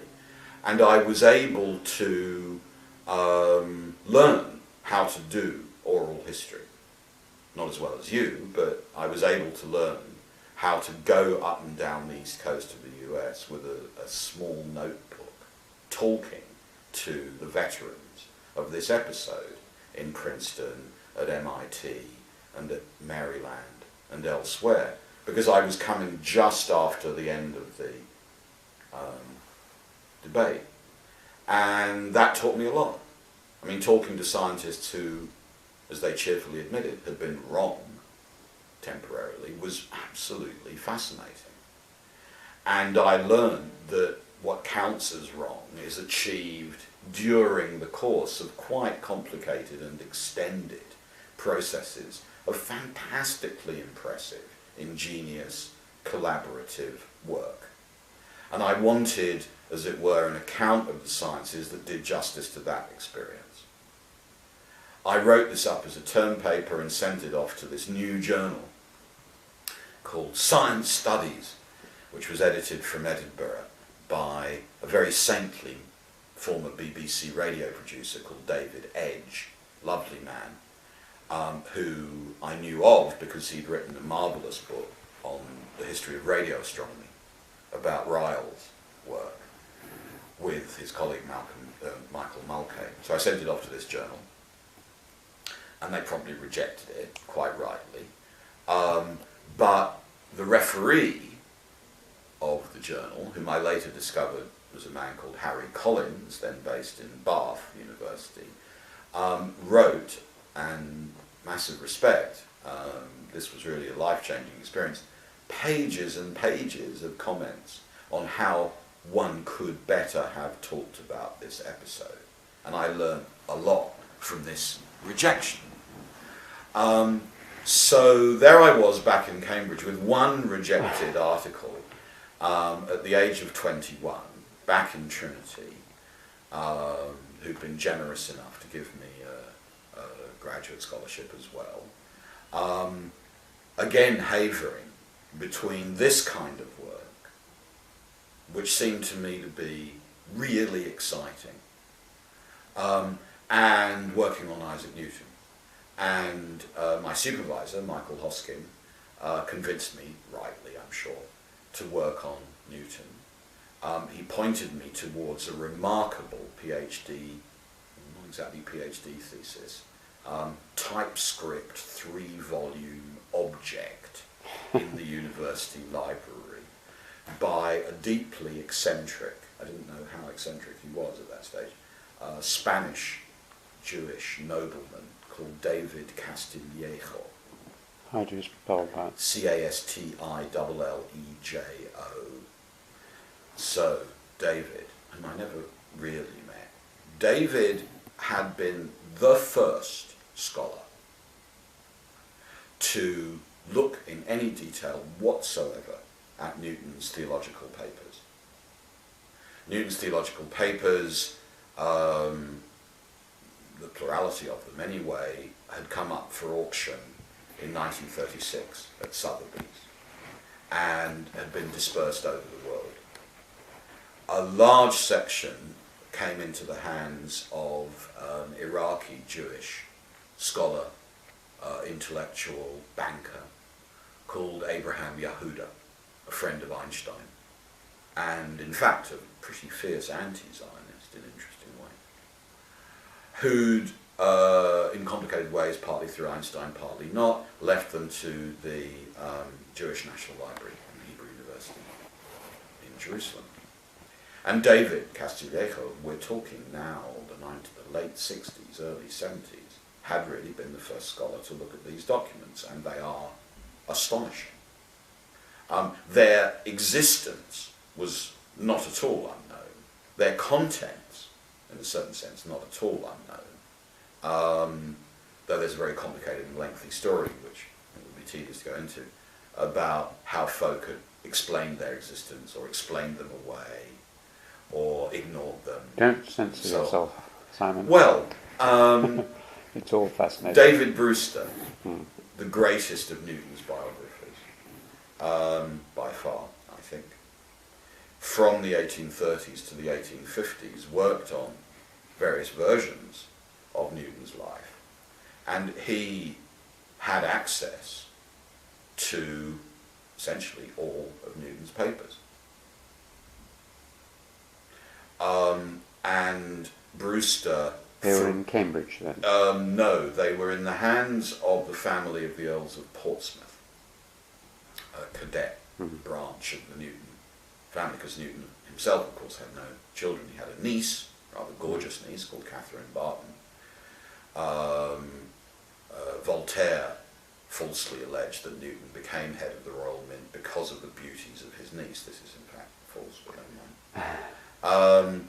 And through her and various other family connections, John Conduit and son, it came into the Earls of Portsmouth's hands, and in the 19th century they had all the papers at Lymington, I think. And the bulk of those manuscripts are not mathematical or natural philosophical or astronomical. The bulk of those manuscripts are alchemical and theological. And Brewster, fierce Scottish evangelical, for whom the ideal type of the man of science was, of course, Isaac Newton, and who had the category martyr of science in which to fit men like Galileo and Newton, both ignored and explained away this material, right? Ignored in one sense in that he didn't take it very seriously, explained it away in that he tended, as did many commentators at the time, to see this as senilia. This was the maunderings of old age, or something. Or Newton had been poisoned, or whatever. But Brewster, because he was also a man of virtue and honesty, transcribed some of the material. And so it was in the public domain. I mean, we aren't talking about the sudden revelation of Newton's occult, prophetic, and theological interests. That is not the story. That's a story that makes potboilers lots of money. So every 10 years or so, someone writes a book saying, guess what? Newton did alchemy. We didn't know that. Or guess what? Newton wrote thousands of words on the apocalypse and the second coming of our Lord. We didn't know that. We did. But how did one approach that? So, in the 1890s, the whole of the Portsmouth collection was offered to the University of Cambridge. And the great and brilliant Joseph Larmor, in particular, the Lucasian professor, was given the job of reading his predecessor's papers. And he did what any good Edwardian scholar would do. He sorted them out into true and false. And this produced, on the one hand, the Portsmouth collection in the University Library, which is the mathematics and natural philosophy, broadly speaking, and the rest was given back to the family. And death duties then kick in the 1930s, so they auctioned the rest at Sotheby's in 36.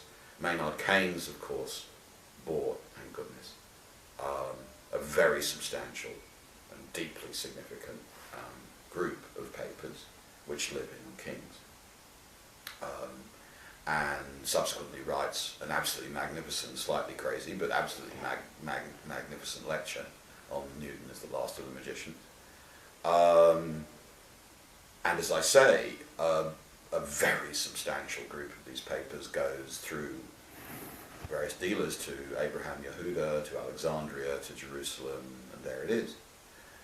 David Castillejo in the 1960s is really the first adequately equipped scholar to deal with this. Others had published bits. Herbert McLaughlin, a ferocious and rather incompetent Unitarian, had published extracts from the theological manuscripts, not very adequately. Others had begun to discuss this. I suppose the most important of them was the brilliant intellectual historian Frank Manuel, who'd given 2 sets of lectures in the States and Oxford, one on the religion of Isaac Newton, and the other on Isaac Newton, historian, that's to say on Newton's incredibly important work on chronology. But the Castillejo trilogy was just an eye-opener, because it was written by someone who was obviously disturbed in many different ways, and fanciful in many different ways, but who transcribed and tried to make sense of a very large amount of theological and prophetic work. And this seemed like a good area for a short PhD, which I then tried, not entirely successfully, it has to be said, to write between 1976 and 1979. And it's called, it has a terrible title, very bad pun, Newton's Cosmology and the Steady State, which was a pun as between the dynamics of his cosmology and his politico-theological views. And I tried to say some things about these papers and about what I took to be the relation between Newtonian cosmology, Newton's cosmological projects from the 1670s to the early 1700s, and his views about providence. While I was doing that, I was also doing lots of other smaller bits and pieces of research. And as usual, I was being a butterfly. I was kind of working on 3 or 4 different things at once. Michael had founded a journal, Michael Hoskin had founded a journal called the Journal of the History of Astronomy in 1970, which I think really helped define a new subdiscipline in the history of astronomy, where one could begin to write the history of this discipline, for example, from a more properly historical point of view. And the key historian of science in Cambridge, for me at that period, was Tom Whiteside, who'd published in the very first volume of Journal of the History of Astronomy on Newton's path to the Principia, magnificent and indispensable piece of work, and was at this point editing Newton's mathematical papers, one of the great triumphs of late 20th century scholarship. I was not equipped to really learn as much as I should have done from Tom, and he was maybe not the easiest person to get along with, but he was a sort of towering pillar of scholarship. In 1977, there was a major conference at Churchill College to mark the anniversary of Newton's death, 1727. And Tom was presented with the Sarton Medal, the most eminent medal in our field, and I was ridiculously asked to give one of the papers there, so I gave some kind of presumably jejune version of what was going to be in my thesis. But that was absolutely amazing, right, to be at anything like the top table. I got very interested in these issues of cosmology and cosmological development at the period. I found or transcribed a couple of papers written by Edmund Halley that I'd found in the library of the Royal Society. I published those in Notes and Records of the Royal Society because they seemed to bear quite directly on the issue of the danger of seeming atheist if one said the world was eternal. And Halley had notoriously failed to get the post of Savilian professor in Oxford in the early 1690s, even though one thought he was backed by his patron, Isaac Newton. And the story was that he'd failed to get this job because he was an eternalist, because he was an atheist, right? And these two documents from the Royal Society showed Halley trying desperately to show that he wasn't, so that seemed interesting. With Michael's very strong encouragement, I was able to begin publishing a series of pieces in his journal on or related to similar themes.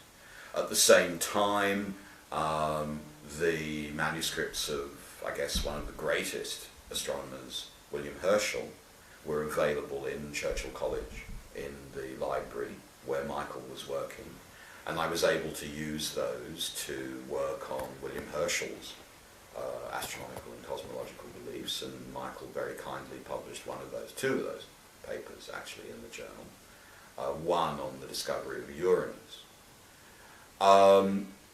So I was doing a whole slew of different things. The single most important person whom I met in my field in the late 1970s was Roy Porter,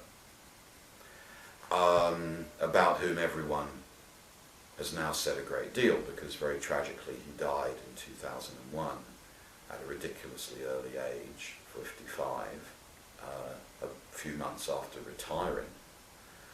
And I've written obituaries for him. It would be nice to hear. Yeah. So Roy, well, there's institutional and personal aspects there. I mean, institutional ones, first of all.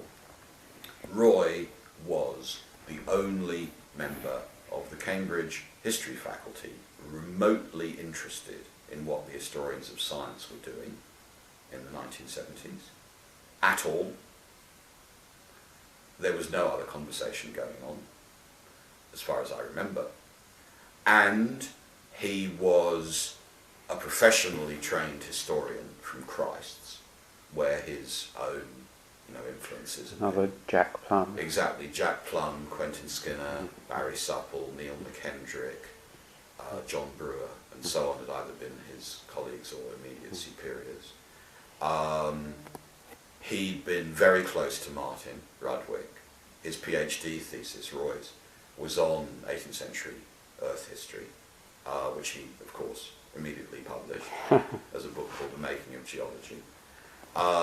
He showed us, by example and by precept, how you could be an historian, of the sciences. That's to say, what were the interests and skills that historians, properly speaking, could bring to the study of the past of the sciences. That was not obvious at that time. Almost nobody in the History and Philosophy of Science department in Cambridge had been trained as an historian. And there's a huge irony about the development of the discipline, which my former colleague Anna Meyer has written about beautifully, which is as follows. The history of science, as anything like an academic enterprise, really begins in Cambridge in the 30s through the work of Joseph Needham, Ernest Rutherford, Arthur Eddington, and others, Walter Pargle, and others. In other words, scientists who started a Cambridge Committee for the History of the Sciences, gave lectures on the past of their sciences, and especially in Needham's case and Pargle's case, argued ferociously for the indispensable role that a knowledge of and study of the past of the sciences must bring to the sciences. To summarise this very superficially and very brutally, after the war, one was therefore in this rather ironic situation, this is before Buchdal arrives, in which members of the Communist Party, or fellow travellers, or both, dominated discourse on the past of the sciences in Britain. Bernal, you didn't mention. Above all, Bernal. Well, he'd left Cambridge for London just at the time of the committee starting, but of course his work in the 40s and early 50s, culminating in the vast book, Science in History, the vast tetralogy, to which all of these others contributed in different ways, and the launching of Joseph's project in the late 40s on science and civilization in China. I mean, that meant that, as it were, as it seemed, authoritative conversation, discourse, lecturing, publicity, knowledge of the past of the sciences was in the hands of historical materialists, who were scientists. And it seems clear that figures like Herbert Butterfield and Rupert Hall and others responded to that from within the discipline of history, and in fact from within the history faculty, in the most predictable way. The past of the sciences is too important to be left to the scientists, especially if they are materialists, and historical materialists at that. And there are a whole series of, for us, famous controversies and disputes, which of course had been launched in 1931 at the International Congress on the History of Science, held in London, where the Soviet physicist and historian Boris Hessen had given a lecture called The Social and Economic Roots of Newton's Principia, which was lèse-majesté. It was an attempt at an historical materialist account of Newton. And it had apparently a profound influence on Needham, on Bernal, Haldane, Hogben, Levy, and others. So there's an irony, almost a chiasmus there, right? Hard now to recapture, in which, again, this is ridiculously superficial, left-wing scientists were writing materialist history of the sciences, and conservative, in several senses, idealist historians were writing intellectual history of scientific knowledge. Butterfield's Origins of Modern Science, which is lectures he gave in Cambridge, comes out in 1947, is a kind of shining example of the latter, precisely to define the scientific revolution as, and I quote, putting on a new thinking cap, unquote, to give it nothing but intellectual origins, is a riposte to the Bernal, Needham, Zilsel argument. Okay, so jump forward to the 1970s. By this stage, idealism and intellectualism are firmly ensconced within the Cambridge programme in history of science and philosophy of science. And Roy Porter brought reasonably judicious social history back into the picture for all of this. Also, there's this kind of exemplary qualities. This was a very different way of life, put it that way, more literally as well as figuratively unbuttoned. And that seemed entertaining and seductive. Roy was generous enough to get me to give a couple of talks to his final year special paper that he taught on 18th century sciences, and got me to review quite a bit of stuff for the journal he was then editing, History of Science. And that really taught me an enormous amount about how to write and what to do, insofar as I've ever learned. And the third thing that happened, along with the Newtonian stuff and Michael Hoskin's influence and Roy's work, was going to France. In 1979-80, just as I was finishing my thesis, I was encouraged by my parents to spend quite a bit of time in Paris. And I was given a, what was it called, Thank Offering to Britain Fund Award, which I think must be the Norwegian government, administered through the British Academy, which paid for me to spend 2 or 3 months in Paris at a place called the Centre Koyré, which was a section of the École des Hautes Études. It's Koyré as in the sun. Yeah. K-O-Y. K-O-Y-R-E acute. Yeah. The Centre Koyré was then, and still is, the centre of a certain kind of French study of the history of science. It then lived in an unbelievably romantic set of rooms in the Rue Colbert, next to the old Bibliothèque Nationale.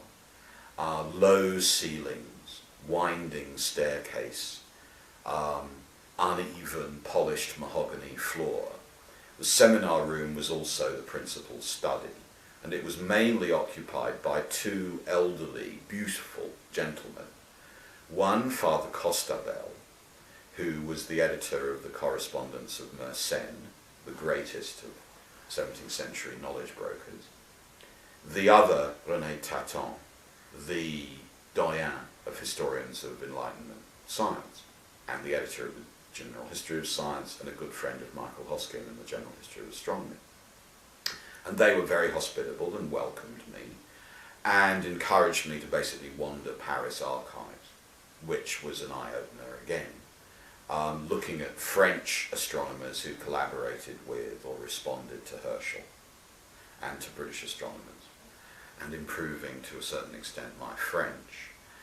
At the same time, of course, this was Paris, this was 1979-80, so I was able to go to the Collège de France every Wednesday morning at 9 a.m.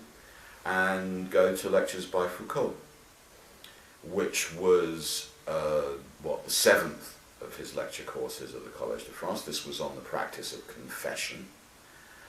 Pretty unforgettable experience. Foucault's lectures were divided between public lectures, which he clearly deliberately scheduled at 9 a.m. in order slightly to control the crowd. We're 4 years after the appearance of Surveiller et Punir, and he was working on the project that is the history of sexuality. The lecture audience consisted of a small layer of grandes dames in furs from the Ile Saint-Louis who would walk across the river every morning with their little dogs, leave the dogs outside and listen to the great man.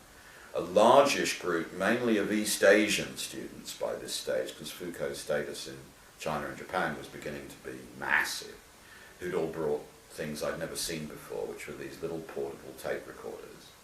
And then right at the back, these ridiculously badly dressed and slightly smelly people like me scribbling notes for all they were worth.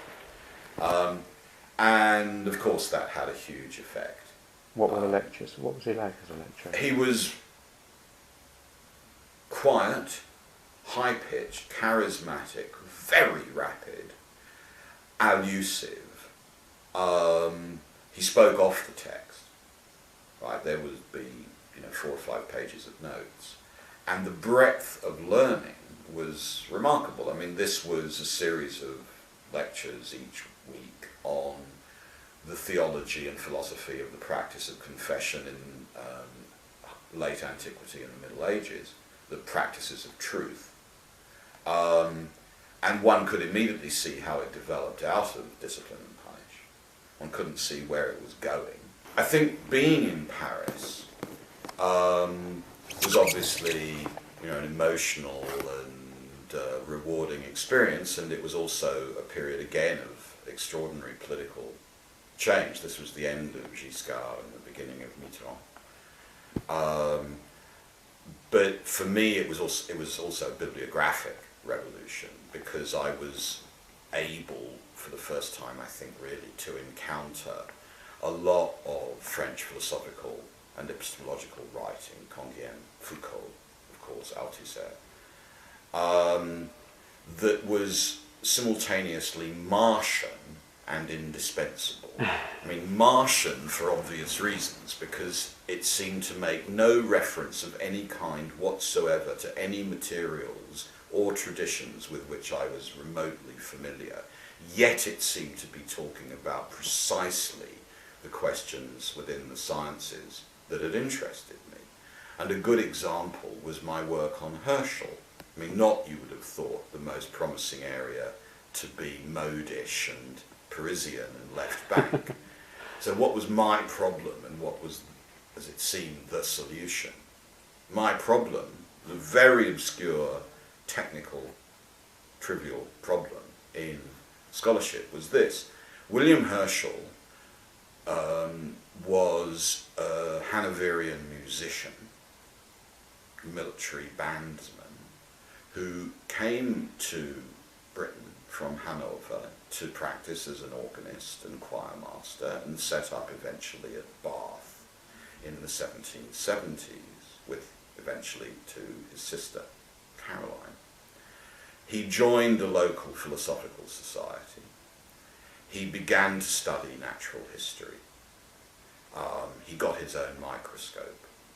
He was fascinated by coral and corallines, because they're the ambiguous natural historical class for a Linnaean. Are they plants or are they animals? Meanwhile, he was also teaching himself how to build telescopes.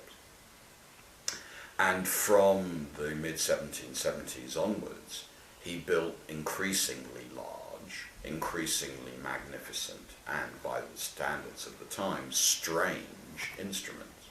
Because they were mirror telescopes, they were reflecting telescopes. They weren't designed for precision, but for light grasp, for penetrating deep into space. And he set out to survey the heavens. Now, the immediate result of this survey was the discovery of what we now call Uranus in March of 1781, which brought him international fame, the first planet discovered in recorded history, which of course he decided initially to call George. And I wish it was still called George. Having discovered George, the king gave him a pension and a place in the Thames Valley, eventually at Slough, from where for the next 25 to 30 years he ran an unprecedentedly detailed survey of just those parts of the sky astronomers were not interested in. And that's my puzzle. Herschel was not, in that sense, by late 18th century standards, an astronomer, because he wasn't observing stars much. And he certainly wasn't observing the position of planets. He wasn't doing transit observations. He wasn't doing high precision measurement. He was mapping the heavens. He was looking at clouds of light, nebulae, the Milky Way, which were the disturbances in the sky for classic 18th century astronomy. And indeed, several of his contemporaries said, the French said, it's amazing, this guy has discovered this planet. He isn't even an astronomer, he's a musician. So he wasn't, in that sense, technically perhaps an astronomer. What was he? Well, if one read what Herschel said he says that what he's doing is the natural history of the heavens. So there seemed to be a solution to this puzzle. What he was doing was applying the methods of Linnaean natural history, only not to corals now, but to stars. He says that he proposes to classify them into species. He sees the heavens as full of strata. He says that he's in the position of a gardener who, looking out over a mass of vegetation, sees the same plant at different stages of its growth cycle, and therefore able to reconstruct the growth cycle of the plant from seedling onwards. So that even though one can't, as it were, trace a nebula coming into being and passing away under the action of gravity, we have all its stages co-present to us. And we have that because he's seeing so far. It's Herschel who gives us the notion of light year, and Herschel who insists that when you look deep into space, you're looking deep into the past. Foucault's work seemed really useful as a tool for describing that, because here we had, first of all, a contrast between method and subject. Herschel was using classical natural history, as Foucault had described it, to deal with things classical natural historians typically didn't deal with. And if I read Les Mots et les Choses and subsequent work, I could kind of perhaps make sense of Herschel as one of those natural historians. The fact that he's building telescopes and looking at stars is, not the serious issue. The serious issue was the method and the approach that he was using. So I wrote this ridiculous article called Herschel in Bedlam, which is half Foucault and half Herschel, and sent it to the British Journal of History of Science, and they published it. And it's full of my Paris experience. Right? Mm-hmm. Absolutely. Literally, I mean. Almost literally, yeah. I mean, there are sort of footnotes saying, I've just read this, and so on. And I first gave it at a conference in Bath, appropriately enough, in March of 1980, which more generally is, for me, the important event in the emergence of the social history of scientific knowledge in Britain. Because it was the first joint meeting of the British Sociological Association and the British Society for the History of Science. And it brought together a new generation of sociologists of scientific knowledge, Harry Collins, Trevor Pinch, Stephen Shapin, David Bloor, Barry Barnes, David Edge, mainly based in Bath and Edinburgh, respectively, and fellow travelling historians of science of various sorts, mainly from London, like Roy and Michael Neve, and then the odd sort of junior like me. So I, got on the train at the Gare Saint-Lazare and ended up in Bath carrying my hot little Foucauldian paper, and I think it went quite well. The Eminence was this kind of vibrant, charismatic, tall, dark-haired, slightly strange but absolutely brilliant figure at this meeting was a young French anthropologist called Bruno Latour, who was there to talk about the work that he'd been doing with his Cambridge-trained colleague Steve Woolgar at the Salk Institute in Southern California. So everybody was co-present, right? The paper at the conference that impressed me the most was, again, a very strange paper by this guy from Edinburgh, Stephen Shapin, which was on the dispute between Leibniz and Samuel Clarke. In other words, it was on a topic of the thesis I just finished. In fact, my final chapter was on exactly the same thing. And Shapin's paper was called Of Gods and Kings, and it was witty and clever and much better at analysing what was at stake in that metaphysico-philosophical dispute than I was, because it showed point by point the political issues involved in these different cosmologies. And it footnoted anthropologists, again, whom I'd never read or in some cases heard of, like Mary Douglas. So when it came to choosing examiners in conversation with Michael Hoskin that year, it seemed obvious to me that the internal examiner had to be Roy Porter, and the external examiner could be this guy whom I'd never really met, called Stephen Shapin, because he was obviously working on the same thing and might be sympathetic, neither of whom belonged to the Newton industry, so this would help perhaps. So on a, for some reason, very cold, rainy day, that's how I remember it, in London at UCL, which is where Roy then was, in one of the prep rooms of the anatomy department in University College London on a Saturday morning, I had my viva with these two guys.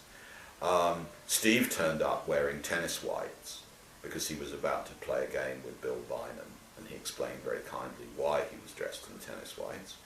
And Roy explained that I shouldn't worry about the thesis too much, that they'd both taken a positive view of it, but that he'd have to leave the room every 15 minutes or so because he was suffering from quite bad diarrhea.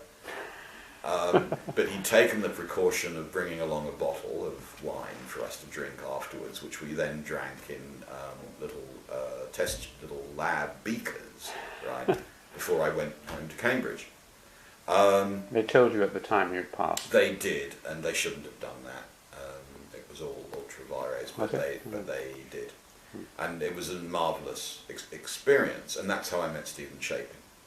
Would you like to talk about him, because you've worked? Yes. Well, he's really indispensable for my work and life. I think he brings an extraordinary range of resources and strengths to his work and his work with others. Collaborative work is really, really hard, and he makes it really easy. And that seems to me to be an extraordinary trick. In fact, that initial paper of his I'd read before I met him turns out to contain a lot of the germs of these virtues. It moves into what might be taken to be a very familiar area of intellectual history. I mean, what is more familiar, as it were, for intellectual history than a text like the Leibniz-Clark dispute? And because it's quizzical and witty and penetrating on the one hand, yet utterly scholarly and utterly committed to the most exacting standards of philological precision, he's able somehow to find a new and important thing to say about these very familiar texts. Secondly, perhaps even more importantly, he's able to do this without jargon. I mean, I haven't learned as much as I should have done from Steve, but Steve seems to me to be one of the most lucid writers in our field. He's able to show you how to re-examine and reanalyze a piece of work without simply absorbing it under some more general interpretative schema imported from elsewhere. On the contrary, it seems to emerge from the material in question. So there's a deep empiricism to the work, which I find fantastically important and attractive. And the third aspect of it is that there's a kind of respect. Steve's long-standing interest in questions of authority, trust, skepticism, expertise, deference, solidarity and sociability is partly autobiographical. It's because those are many of the themes of the way he lives. He's very respectful of genuine expertise. He's delighted by craftsmanship, by connoisseurship, ranging from well-made silverware to well-made wine, to well-made food, to well-made furniture, to well-made books. He'd moved from a liberal arts college on the West Coast, Reed, to Philadelphia, to Penn, which was one of the headquarters of the social studies of the sciences, had met some very important figures in early social history of science there, Jack Morrell, Arnold Thackeray, figures like that. Did his thesis on the social world of science in the Edinburgh Enlightenment. Magnificent piece of work, which brought him to Scotland and then back to the States. Remarkably, Tom Whiteside had played a minor role in getting Steve initial employment at Keele University to catalogue their library of mathematics books, which they outrageously subsequently sold off to a dealer, and then acquired the post in the Science Studies Unit in Edinburgh from the later 1970s. Extraordinarily charismatic figure and very generous, so that the Leibniz and Clark paper was part of a sequence of papers that he was working on around the theme of the social use or moral use of nature. These would have included studies on the history of phrenology, on the history of matter theory, and so forth.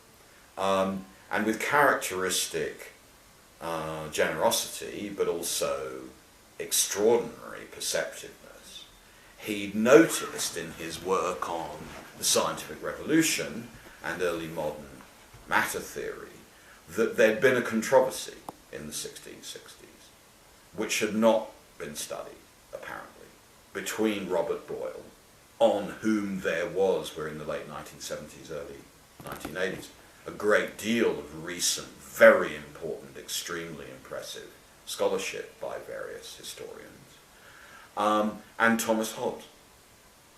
And again, characteristic Steve Shapin,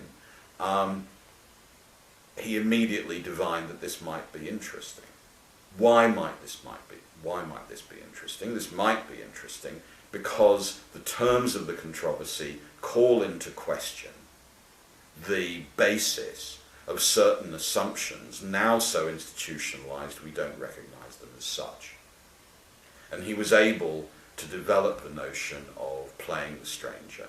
Clearly, his familiarity with anthropological approaches, mainly structural functionalist ones, right? E.P., Mary Douglas, and so on, played an absolutely decisive role there. And I think, in terms of the intellectual history of intellectual history of intellectual history, it's very important to go back to the 60s and 70s and think about the reception history of Evans Pritchard in the humanities, which I think has not been analysed, or not analysed properly, or not really studied at all, right? So that a deferential reference to the chicken means much more than it might be taken to mean. Just as, for example, the notion of hot and cold witches, exactly what kind of argument that is, exactly what kind of methodology is required to make sense of the movement between here and there, between present and past, into worlds that have history or allegedly seem not to, the interests in play in making those interpretive judgments. Those are indispensable for understanding where a certain kind of social history of knowledge comes from. Everybody knows this, and yet it's kind of passed as self-evident, as though there was no difference between Evans Pritchard and oxygen. Right? And it's not like that at all. Right? The same is true in Mutatis Mutandis for Douglas's work. Right? I mean, Bleur's paper, which is called Polyhedra and the Abominations of Leviticus, which is a systematic attempt to apply the argument of purity and danger to an episode in the history of 19th century mathematics. Extraordinary article. Not just for its application to the history of mathematics, but also because of the way it uses purity and danger and natural symbols and so on. One isn't saying that these are, reliable versions of the classics of structural functionalism. Surely they're not. But a spanner can be used for many things. And it seems to me we need to perhaps go back and think about what was going on there precisely. So, the notion of playing the stranger, that it would be indispensable to find a contemporary of the founders of experimental method, querying the basis of that enterprise, so that the basis of that enterprise could then be subjected to proper historical analysis. That, at least for Steve, clearly came partly from that anthropological insight, which he'd already tried out in the case of the phrenological work. Right? So whereas in the case of the phrenological work that he'd studied, he was, as it were, making the utterly strange plausibly familiar. How could one write the history of the falsehood, like the cerebral localization of Edinburgh phrenologists, which is certainly a falsehood? Well, anthropological methods might help you make the utterly alien make certain sense. That was the game. And in the case of Robert Boyle, the enterprise was the opposite, right? To make the utterly familiar odd. And those are the two things that historians of science have to do. We have to work out how to make the aliens friends. And we have to work out how to make ourselves weird. And anthropological resources clearly help you do that. They're indispensable, but they're not sufficient. So, what was I doing? I was getting a job in London. Hooray. For which I'm eternally grateful. I don't know what would have happened otherwise. Thanks to Margaret Thatcher and Sir Keith Joseph, departments across the country were being butchered. And in the case of the Department of History of Science and Technology at Imperial College, the professor, Rupert Hall, and the reader, Mary Boas Hall, retired simultaneously. and the budget was cut, and they were to be replaced with one junior lecturer. Post was advertised, and thanks mainly to Mary Hesse, who'd been at Imperial and who wrote me a stellar reference, apparently, I was hired. So my first job. So at the very moment where I was beginning to talk to Steve in the wake of the Viva about this text of Hobbes and this controversy that he was working on as a paragraph or two for a chapter of a book which was to be called The Social Use of Nature, right, that's how it began. I mean, he needed a bit of analysis of the Hobbes text for a section of one subsection of one chapter of one book. I found myself in London, in a flat in Paddington, so that dates it. Right? No one could now live where I lived. I would walk to work every morning past... What year is this? This is 1980, 81. I would walk to work across the park along the Serpentine. How wonderful is that?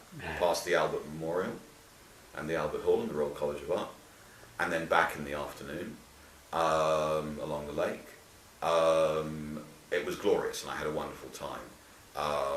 Lots of music happening as well at this period in London. Certain problems, because Cambridge had trained me to be a bit lazy about libraries, right? The library at the Senate House in the Ministry of Truth in London and the British Library were kind of more challenging to use than the UL. And between 81 and 83, Steve and I wrote a book, which started epistolary.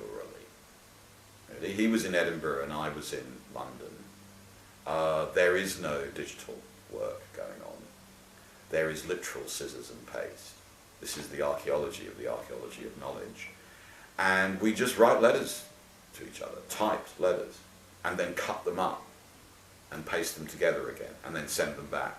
And this gradually expanded. And every so often I would go and stay in his absolutely wonderful flat in Brunsfield, which is on the other side of the meadows from Edinburgh University, very near Merchiston, where John Napier, inventor of the slide rule and logarithms, lived once. We'd sit in the Golf Tavern on the links and argue. Occasionally we'd talk to someone else, Harry Collins for a brief period. But it was an intensely cloistered project, which one should remember, right? Or I should remember, note to self. We barely discussed it with anybody else, right? This was deeply backstage work. We didn't give lectures or seminars about this. That was not what we were talking about. We didn't teach on it. We didn't apply for major collaborative research grants. In fact, the only grant we applied for was a tiny grant, but very much appreciated, from the Royal Society, to help us make sure we had covered the extant air pumps that there were. And there aren't many. Otherwise, it was a very private experience. And I think if the book has virtues, this book that came out at the end of 85, eventually, from Princeton, called Leviathan and the Air Pump, one of its virtues is that it was a backstage project, yet intensely conversational. I think its epistolary structure still, at least to me, seems obvious, that it's the two guys trying to convince each other of what they're doing, right? And it was an attempt systematically to see if it was possible to use an approach that had been developed in Bath and in Edinburgh and elsewhere by sociologists of scientific knowledge, particularly sociologists working on scientific controversies, for a passage of past science. Why might that seem to be difficult? It might seem to be difficult because the premise of a lot of sociological study at that period was that one had to follow science in action. Once a controversy was closed, the facts, as Harry Collins put it, would seem to be like ships in bottles. and one would be hard put to it to see how they'd got there. There would be what he called a catastrophic crystallization of certainty, and you would no longer be able to follow the contingencies which had been negotiated in order to make this thing so. So the challenge to historians was obvious. Everybody's dead, there's no oral history to be had, and reopening the possibility of alternative outcomes looked weird and strange. Was it possible to do that? We thought yes, it probably was possible to do that. Partly because of the supreme virtuosity of the protagonists involved, Mr. Boyle and Mr. Hobbs, partly because of the extreme control over the material. The book took longer to write than the events that it describes, after all. And what was at stake, while centrifugal to a degree, it took us into the politics of the Restoration and exactly how do you make a sealant that doesn't leak if you want to join glass and metal to leather in the spring of 1661 if you're Robert Hooke. How do you do that? What kinds of grease and fat do you use? Since whether the air pump leaked turned out to be a really important historical question. I think the book fell stillborn from the press. I remember turning up at Berkeley in 1985 with, again, we're still pre-digital, the proofs of the book, which were printed on a more or less continuous roll of lurid green paper by Princeton, so that in order to read a bit, you had to, it was papyrological, you had to sort of unroll this, no PDFs or anything like that. And we both gave extracts from the book, no interest whatsoever. And almost all the initial reviews were understandably either uninterested or very hostile, with two exceptions. One by Harry, and one by, whom I will never cease to remember with pleasure, Owen Hanaway. He's now no longer with us. Wonderful, tough Glaswegian working class bloke, trained as a chemist at Glasgow University, who'd gone to Johns Hopkins and started a whole program in early modern history of the sciences, especially of chemistry, who seemed instantly to understand what we'd been trying to do. I mean, and he became a lifelong friend, and I mourned his passing, and in fact spoke a eulogy for him at Vancouver back in 2005. Tragic loss. But by and large, this was not a book that changed the world. It changed life for me enormously because it helped me get a job back in Cambridge in 1984. And there, I think, we'll pause.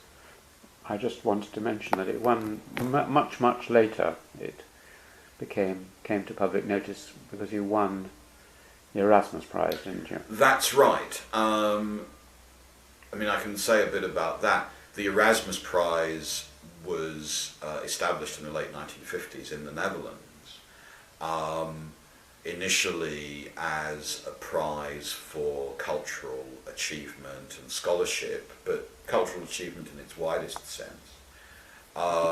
Early winners include Charlie Chaplin, Ingmar Bergman, Maurice Merleau-Ponty, and Claude Lévi-Strauss. By the 1980s and 90s, the prize, under the brilliant administration of the Erasmus Foundation, was becoming perhaps slightly more scholarly, but one could still win if one was a group of puppeteers or an architect. The way the prize works, is, as I understand it, is that a field is defined first, and then for that year, and then within that field, exemplary figures are then chosen as the prize winners. So for some reason, the foundation decided to choose for 2005 the field of roughly the social history of science, science studies, and they very generously chose Steve and me as exemplary representatives.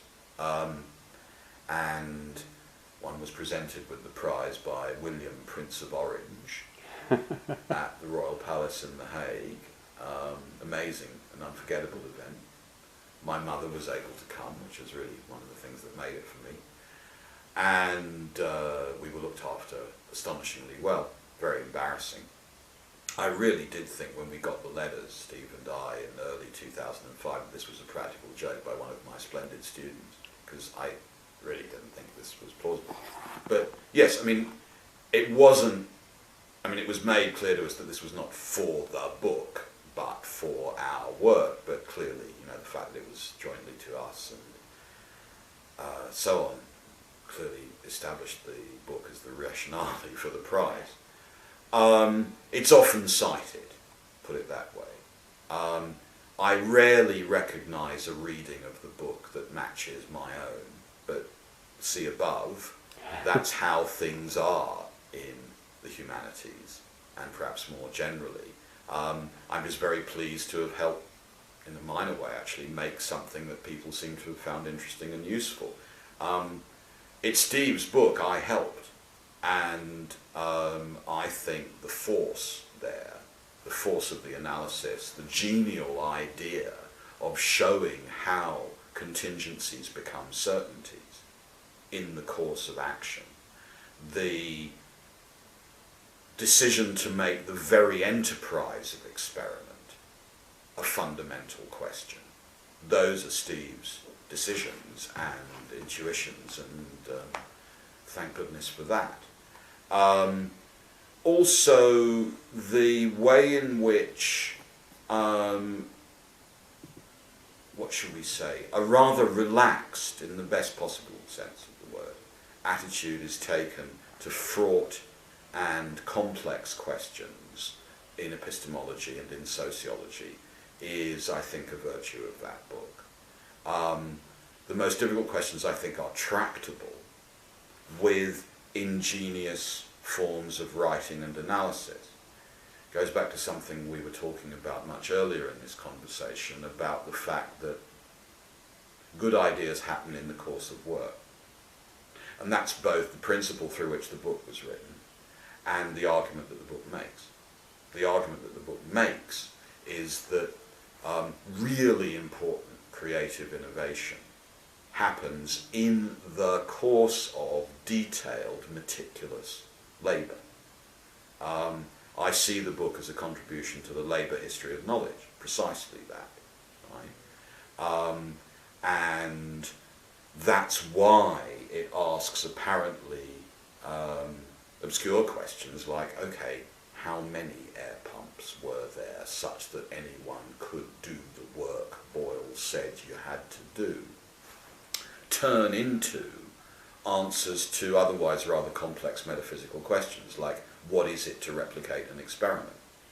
So the book proposes to show how metaphysical questions can be resolved through labour, right? And it shows that analysts' labour can itself resolve what might otherwise seem to be metaphysical questions. So it's a metaphysical question as to how two folk who are very different, doing very different things, in very different places, at very different times, can nevertheless be judged to have repeated an experiment. How could that possibly be? What is it to go on in the same way? That's our version of the question, what is the void? If the void, as Hobbes says beautifully, is no thing, then it can't exist. So, obviously we infringed massively on a whole series of very high status and very proficient areas of scholarship, and were treated accordingly. And I don't regret that, but one has to recognise that. Subsequently, we've both done a deal of work, Steve much more than I, on similar questions. But for me, I think what that work helped do was to give me a certain kind of self-confidence about the virtue of the kinds of questions I was trying to ask. Also, I was able to tell interviewers in the University of Cambridge in 1984 that I was about to co-publish a book from Princeton, and that, I think, helped their decision to hire me as a lecturer in history of science, history and philosophy of science here in Cambridge, starting in the autumn of 1984. I was, in fact, replacing Gerd Buchdahl, which only goes to show that, at least in my case, Cambridge works really well if it doesn't get too hung up about disciplinary specialism, right? They weren't replacing Gerd, it must be said, with someone who could do any of the things he did. But I was very grateful for it. At exactly the same time, or almost exactly the same time, my father died of a heart attack, which he'd suffered from coronary disease for many years. He died on the 10th of May, 1984, and I've never recovered from that, I think. He died after giving a talk at the London School of Hygiene and Tropical Medicine. So for a period, neither my mother nor I knew where he was. And we literally had to phone round London hospitals to find that he was in the Westminster. And he didn't last very long. It was really dramatic. And it was appalling. There's no other way to describe it. I was, 29. And as I say, I haven't really recovered from his absence. I still have the experience of pointing things out to him, new things.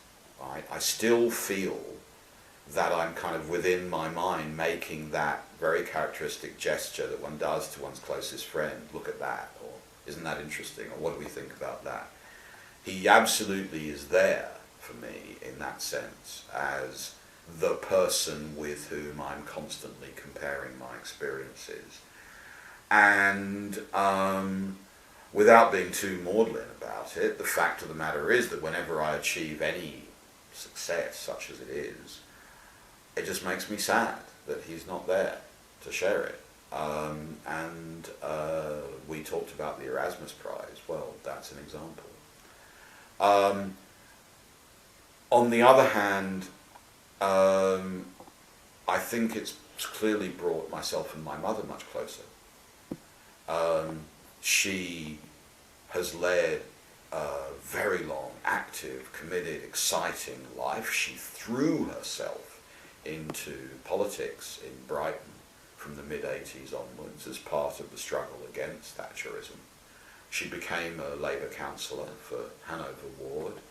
She became a very active militant in the anti-nuclear movement and in the Green movement. And she's taught me a lot about how to go on and how to survive and live a full and creative life. And that's been a really important still centre of the turning world for me. So 1984 is clearly a crux moment where I come back to Cambridge, and I've been here ever since, where I saw kind of what my career was going to be. I think when I was teaching at Imperial, it was still very much up for grabs. It was, in retrospect, the most productive and exciting period of my academic life, but I attribute that partly to meeting Stephen Shapin and partly to the entire, total, complete and utter absence of any administrative responsibilities whatsoever at Imperial. Also partly to living in London, which is always exciting and fun. But coming back to Cambridge, was really, in a certain way, coming home. And it's been a department that I've enjoyed and delighted in ever since.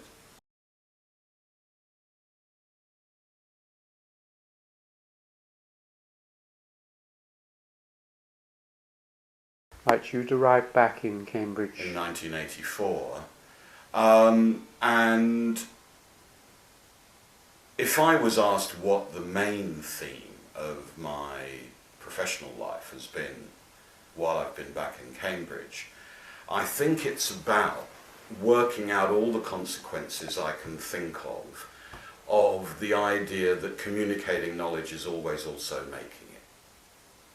So that there's a very common idea which has initial plausibility but is in fact completely false, that what one's at as a scholar or researcher or whatever is working solidly backstage, making knowledge, finding out new truths, making connections, and then subsequently somewhere else in a completely different way, all of this is going to be communicated. It's going to be communicated by publication, in teaching, in broadcasting, in exhibitions and so on. And I guess my experience over the last quarter of a century is that that's exactly the wrong picture of what happens. And on the contrary, almost all the good ideas that I've ever had, there aren't very many of them, have happened in the process of deliberating, communicating, exchanging, and so on.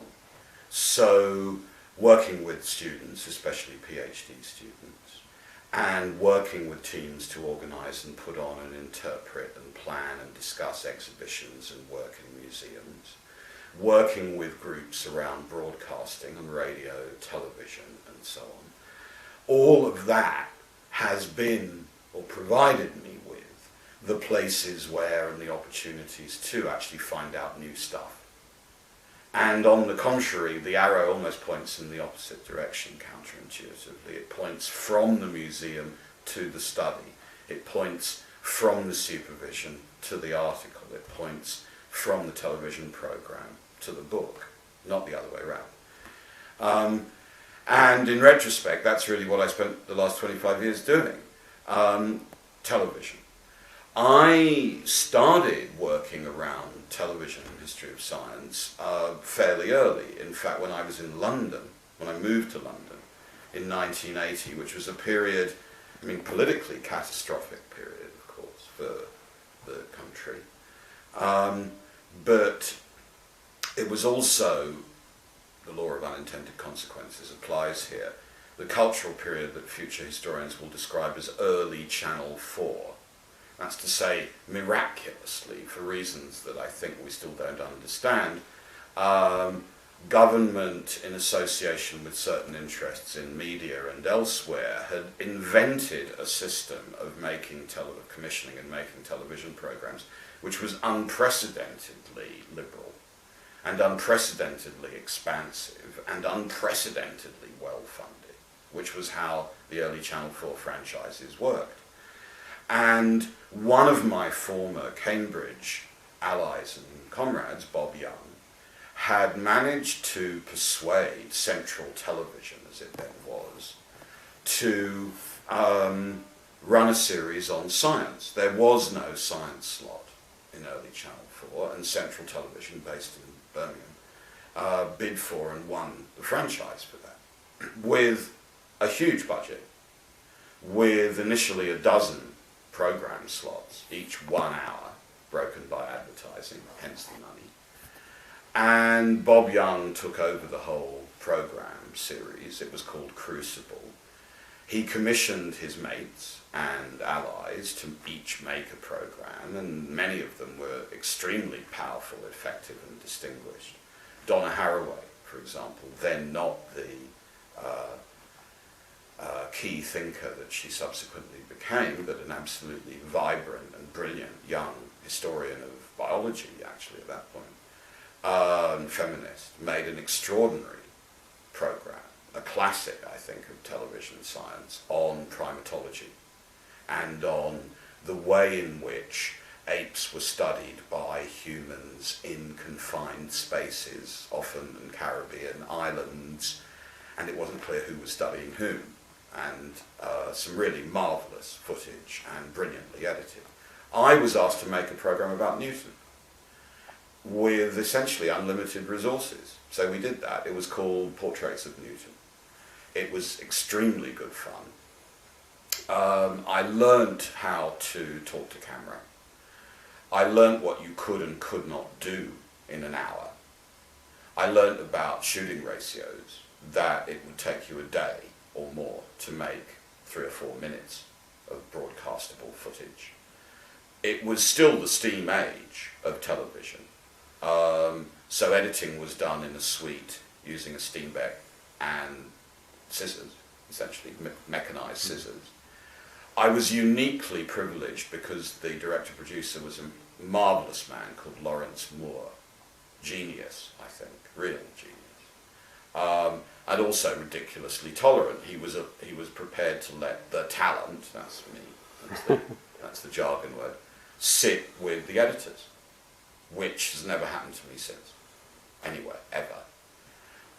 And that was really a treat and a privilege, and of course had a huge difference. And the film, Portraits of Newton, is an attempt to summarize what I think about the way in which the reputation of a great scientist is made in culture and changes and is mutable, and the way in which iconography helps you understand history and vice versa.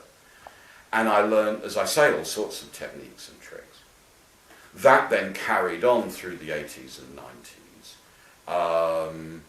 and I got involved in various television projects, which were astonishingly rewarding intellectually. The most important of them, by far, was a series that I worked on with Alan Macfarlane and with Chris Cullen and with Maxine Berg and Joel Mokyr and others, but entirely under the aegis of someone who I think really changed the way I work, Jerry Martin. Jerry in many ways stands for the argument that I'm trying to make here. He stands for the idea that trying to communicate is the same as making knowledge. So Jerry, it's hard to summarize, and since he's no longer with us, it's also rather sad. I got to know Jerry, again to illustrate the thesis, through museum work. My department in Cambridge has one of the best collections of scientific instruments and books in the world, the Whipple Museum. It was endowed by the then manager of the Cambridge Scientific Instrument Company, one of the neglected glories of Cambridge, and Mr. Robert Whipple, who on his retirement began to collect, when one could, we're in the interwar period, astonishing objects and books, and not just the classic paraphernalia, as it were, objects of virtue of past science, but really a very acute eye and taste. In 1944, when you might have thought people had their minds on other things, Whipple left the whole collection to the university. Initially, the university had no idea what to do with such a collection, and the department grew up in the 50s around the museum, not the other way around. It's worthy of note that both in Oxford and in Cambridge, scholarship in the history of science grew up around the great museum collections, not the other way around. And one could think about the analogy there with the development of cognate disciplines like anthropology. So in the very same gesture, tragically one might say, one had a discipline that was increasingly neglecting material culture, developing around an institution which held all the resources to make material culture front and centre of one's work, and I think that tension remains. The greatest curator of the Whipple Museum by far is a man called Jim Bennett, who now runs the Old Ashmolean, the History of Science Museum at Oxford. A charming, witty, brilliant instrument historian of astronomy, who a brilliant teacher as well, who'd organised a series of exhibitions and publications around the Whipple collection, which I and my students very enthusiastically took part in. And it was through Jim's work with those projects that we met Jerry Martin, a wealthy, entirely self-effacing catalyst of innumerable initiatives, projects and programs that he would simultaneously launch, start, provoke, direct, and yet, in a certain sense, disappear from. And that puckish role that Jerry gave himself was, I think, one of the keys to his success. Simultaneously, absolutely down there with the work, and yet so modest, and so delightfully puzzled and quizzical about the performances that the court jesters would put on, that one realised all the time that the best one could do was not good enough. I mean, I've never met anyone who provoked ever more intense, ever more energetic, ever more committed work without once being offensive or rude or in any way dictatorial. It was a kind of Aristotelian pattern, right? Jerry provided this ever slightly receding goal towards which one was supposed to move, rather than pushing you or forcing you in any direction. He would simply move the goal a few microns further on, and you suddenly realize that where you thought you'd completed a task, this was only the beginning. And working on the exhibitions that he helped sponsor, this is in the mid-90s, was an eye-opener for me, for the reasons I've begun to sketch. First of all, it radically changed the kinds of questions that I wanted to ask. This was a set of exhibitions that Jerry almost entirely funded around science, especially physical science, as it was in Britain and Germany 100 years ago. We had all the resources to put on these shows. He gave us the funding to really make those exhibitions work. It completely reoriented the direction of my research towards questions like science and imperialism, Victorian technology and material culture, the absolutely crucial role of standards, measurement, standardization, metrology, the significance of the trained eye, the importance of what Jerry thought of as those remarkable feedback loops that industrial society managed to develop between reliable knowledge and, as he always put it, moving matter around. All of this, I think, revolutionized the historiography of 19th century science and technology.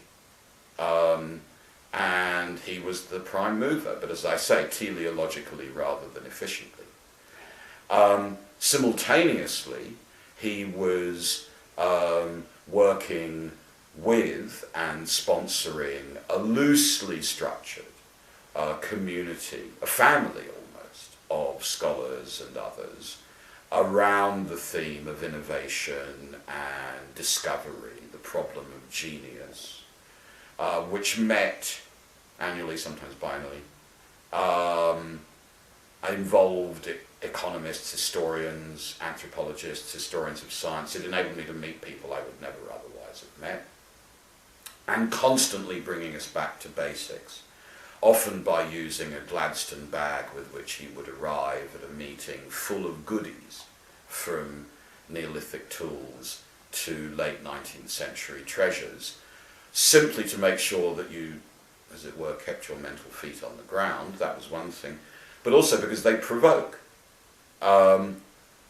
The principal lesson I learned from Jerry around material culture is that no object is so powerful that it means the same everywhere, and no object is so weak that how you describe it defines what it's for. And that seemed to unlock all sorts of research and expository and exhibitionary possibilities.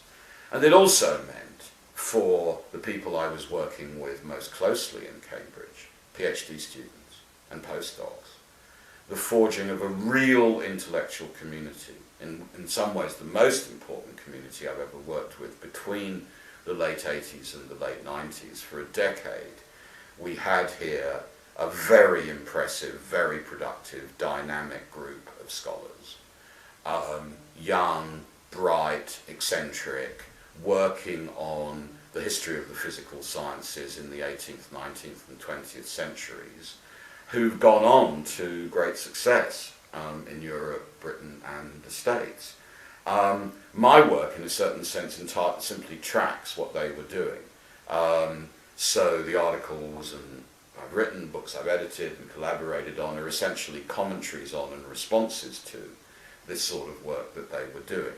When Chapin and I had the privilege of going to the Netherlands for the award of the Erasmus Prize in the autumn of 2005, I was very keen that this group of people be there too. And a very substantial number of them actually came, I think partly because there was an invitation to a palace, which we hadn't had before, and partly because the catering in Amsterdam is, of course, extremely good in all sorts of ways. Jim Bennett came, a lot of PhD students and former PhD students. It was a remarkable gathering. My principal regret was that Jerry wasn't there, because I think he'd have found it hilarious. Slightly embarrassing, of course, but hilarious. Linked to that, then, are two themes that I think the work depended on. Again, broadcasting, which I find extremely entertaining and very frustrating simultaneously. So the project which I worked with Alan and Maxine and Joel and Chris on, and which had Jerry as the strange attractor, and David Dugan and of as course the producer. David Dugan as the producer-director, another, I think, media genius. In terms of making space and opportunity for the performing sea lions to do their thing. I mean, David is really remarkable. And he cares, which I've subsequently discovered is a rare virtue in that industry. This was a series called The Day the World Took Off, 6 one-hour television programs. Alan and Jerry contributed enormously to that, because they dreamt up a scheme and a set of questions that I think unusually well organised and focused what would otherwise have been an entirely centrifugal activity. The idea, for example, of moving backwards chronologically, that series embodies, and of moving outwards from a point to the universe. So the first programme was on the events between Manchester and Liverpool around the first journey of the rocket, all the way to the last programme, which was about the agricultural revolutions of antiquity and prehistory and their global consequences. That seemed absolutely genial to me. And one reason why it was obviously smart is that's how historians actually make their claims. They don't begin with abstract universal theory from which they then, using the hypothetico-deductive method, derive a particular consequence for a particular instance in a particular place and time. It seems to me great historians are all casuists. They make the instances which they've mastered and which they've analysed exquisitely count backwards, genealogically as it were, as telling lessons for much more global questions. It's worth remembering, after all, that the word theoria originally meant the activity of going away and coming back and telling your citizens what you saw and learnt. So Herodotus, if a traveller, which he probably was a theoretician. He brought theory home from the world to the city.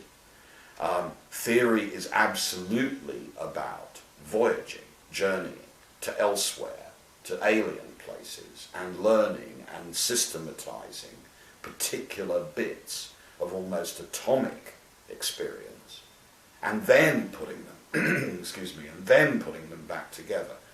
And the work that we did for The Day the World Took Off, and the handful of other programs that I've been involved in that I'm proud of is exactly like that, because the pressure there is always on the telling in both senses, and weaving the telling into a set of images and noises that then hint at and imply a much more global narrative. So you were involved in another series on light, weren't you? Was that important? That was important, and again an object lesson. This was work for the BBC in 2001, 2002, 2003. Two things there. I mean, one was, there's an old Australian expression, you can't win it if you're not in it. You have to pronounce it like that, I guess. Which means you're not allowed to criticise or judge or comment unless you're a player. This is an expression that comes, of course, from cricket. So grumbling about the public face of the sciences, and especially the way folk tell stories about the past and the development of the sciences, is fine, provided in a way you've paid your dues. And about 5 or 6 years ago, I was really keen to see if, as it were, I could make something like a television project. I could take part in a television project which expressed not only some stories that I wanted to tell, but also a way of telling them that I was pleased with. And fortunately, entirely out of the blue, I was contacted by a team from the BBC who were after making a quite large-scale series, perhaps 4 hours, 4 programs, on optics. And I found in conversation with the various producers who were involved, especially the principal producer, Paul Sen, who remains a close personal friend and is a very important producer of science documentaries, that there was a possible scheme here, not to do something on optics, but to do something precisely on light, because that would broaden and deepen the scope of what we might want to talk about. The other important experience there was to rethink yet again the nature of chronology and of chronological narrative in thinking about the development of the sciences and scientific knowledge. So what we did for this series was to choose a series of overlapping chronologies. So rather than move from the beginning of all things to Hiroshima, we constructed it as a series of interlocking stories, so that each program went back over some material in the previous program, but from a completely different point of view. The program of those that I'm most proud of, for sure, is the one on electric light. There was an obvious reflexivity about this, in that if there's a sense that if you can't make a television program about light, then you can't make a television program about anything. And very skilled producers and editors played with that, I thought, wonderfully well, especially the material on Edison and the Second Industrial Revolution, the development of the power and light system in late 19th century Europe and North America, so that the iconography of the film is part of the argument.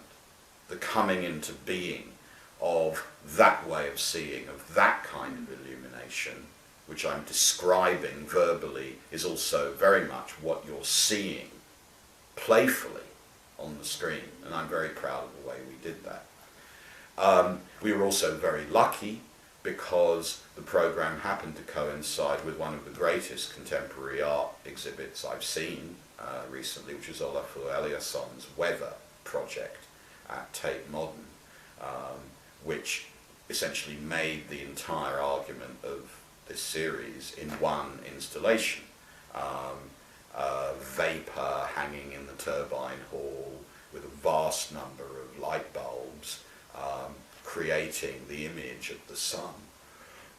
Sand spread over part of the floor.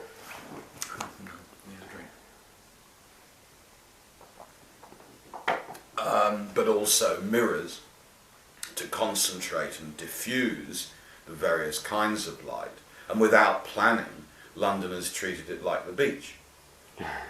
So that when one visited, there were literally hundreds of prone bodies lying down in front of this artificial sun inside, check it out, a turbine hall. So that everything I wanted to say about light, culture, urbanity, art, power and light, electric generators, was all co-present in this room, in this thing. And that really makes the principal point that I want to make about what I learned from working with David Ugan and Jerry Martin and Alan and others and Jim Bennett and my colleagues, which is, it is possible to make very complicated ideas into material objects, and then to reflect literally on those material objects to extract new, better, refined ideas and models and theories. That had absolutely not been obvious to me before throwing myself into all this work. It's culminated in being offered the chance of becoming a trustee of the National Museum of Science and Industry, which I now am, which is again an eye-opening experience to see from that point of view behind the scenes of the museum. This is the most important science and technology museum in Europe, and one of the 2 or 3 most important in the world, which has had interesting and often troubled history, which has many different functions, communicating science and technology, enrolling public interest in the sciences, a vast biomedical collection as well as the classic technology and science collections, based on 3 or 4 major sites, including the National Media Museum at Bradford and the National Railway Museum in York. A fascinating learning experience for me, and I'm one of the first historians of science, if not the first historian of science, to be a trustee. So that's given me an enormous amount to think about, and it's an area where, for the next few years anyway, I'll be doing a lot of work. Related to this, of course, is the theme of the museum. It's through the museum and the public exhibition that my work with my maître à penser in Paris, Bruno Latour, has been most pursued. Latour has become the most famous, the best known exponent of something like science studies, science and technology studies, over the last decade. The usual principle that no one interprets work the same way twice applies in spades to Bruno's work. His principle that meaning is in the hands of future users applies spectacularly to what he's done. So my impression of him and his work is radically different from that of many of my colleagues. I met him first in Bath in 1980. We stayed in touch. My regular trips to Paris for research brought me in contact with him. He was the first person, actually, to take the book that I did with Steve Shaping seriously, though his interpretation of it differs very radically from mine or from Steve's. He was trained as a theologian and an anthropologist and a philosopher. Marvellous combination, maybe not that different from Léry's. He's by no means a politically radical figure, on the contrary. There's a very profound Gallican Catholicism in Latour's work, which simply doesn't make it to Anglo-Saxon. I mean, it's invisible here and in the States, but it's absolutely visible in France. And it needs to be respected as a very important component of his work. He was based for a very substantial period of his career at the School of Mines, which tells you a great deal about how French left-bank intellectual life works.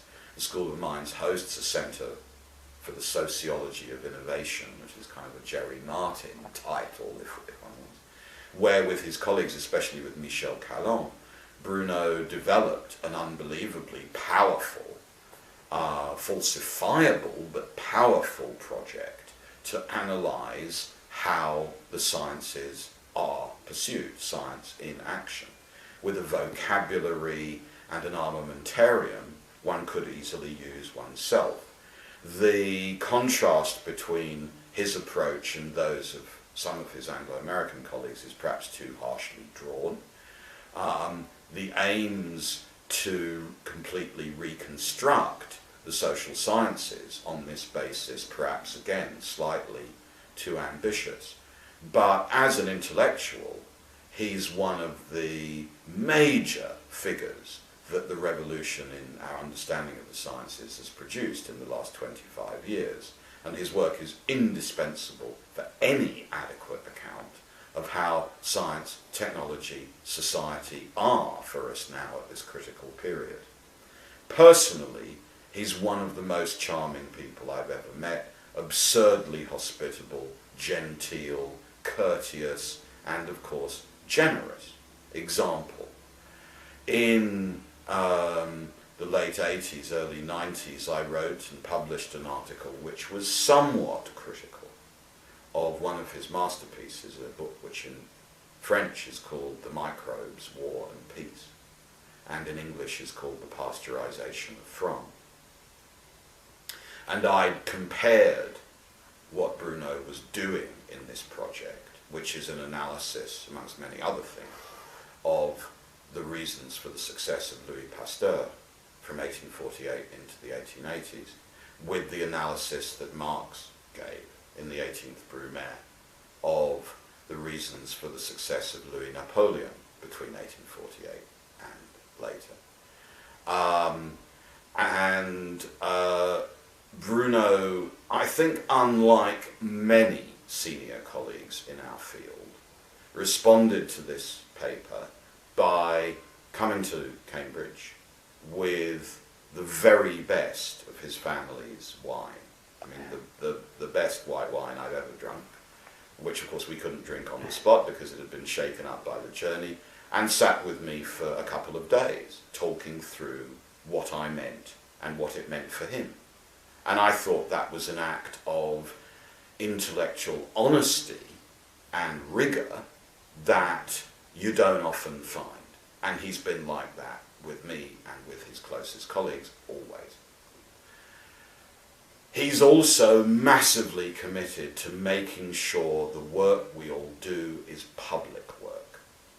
And I respect that enormously. We are not dealing with an obscurantist recherche figure who wraps up his arguments in a jargon that only the croyant can follow. That is not what is going on here.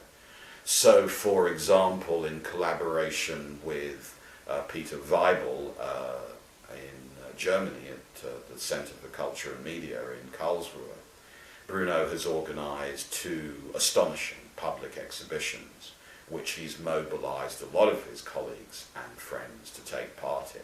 And again, remarkable knowledge-producing, culture-producing activities, what he calls assemblages, which I think are some of the most exciting projects that I've ever worked on and in. So although we never quite agree, we're never quite on the same wavelength, the interference between the different forms of radiation that we all broadcast has been provided me with some of the most productive and interesting public as well as academic activities in which I've been engaged. He's also a model, as is Steve Shapin, for how to deal with trainees, with students. a balance that's always very difficult to strike, of course, especially I think in the field of science studies, of history of science, where there is no background that is irrelevant, no former experience that can't pay off for one's work in this field, and therefore, perversely, no one is qualified to speak.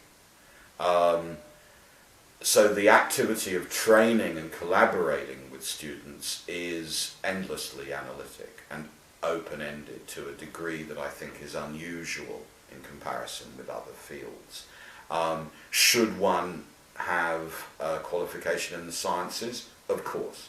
Should one know the languages of learning, Arabic, Chinese, Latin, Greek? Of course. Should one be able to master paleography? Absolutely. Should one make sure that one's cases are drawn not just from, as it were, Britain, but also from elsewhere in industrial society, and indeed, of course, one has to respect indigenous forms of knowledge in many other parts of the world? Yes, absolutely, that's completely indispensable. So, although the age of the polyhistor is past, we're supposed to be like that. And that raises extraordinarily interesting but also intractable questions about how you train anyone to do the sort of work that we find interesting and valuable. Similarly, the way in which students are always collaborators too. In the case of Schaffer and Latour, I've learned a lot about how that can be and is in our field. And finally, the virtues of simplicity, which I admire in those two men's writings, but have never managed to emulate myself. So at the end of the day, I think one thing I've learned is that the creativity of work in this field is always distributed, that's clear, and always located, that's clear as well. And that seems very paradoxical if I think back over the career. Distributed in the sense that it's always very difficult to pinpoint, in fact one shouldn't even try, the person, the unique moment, or the individual who prompted all this work to happen. And yet at the same time, it's very much a particular site and a particular place that seems crucial for the most important, most creative, most dynamic moments.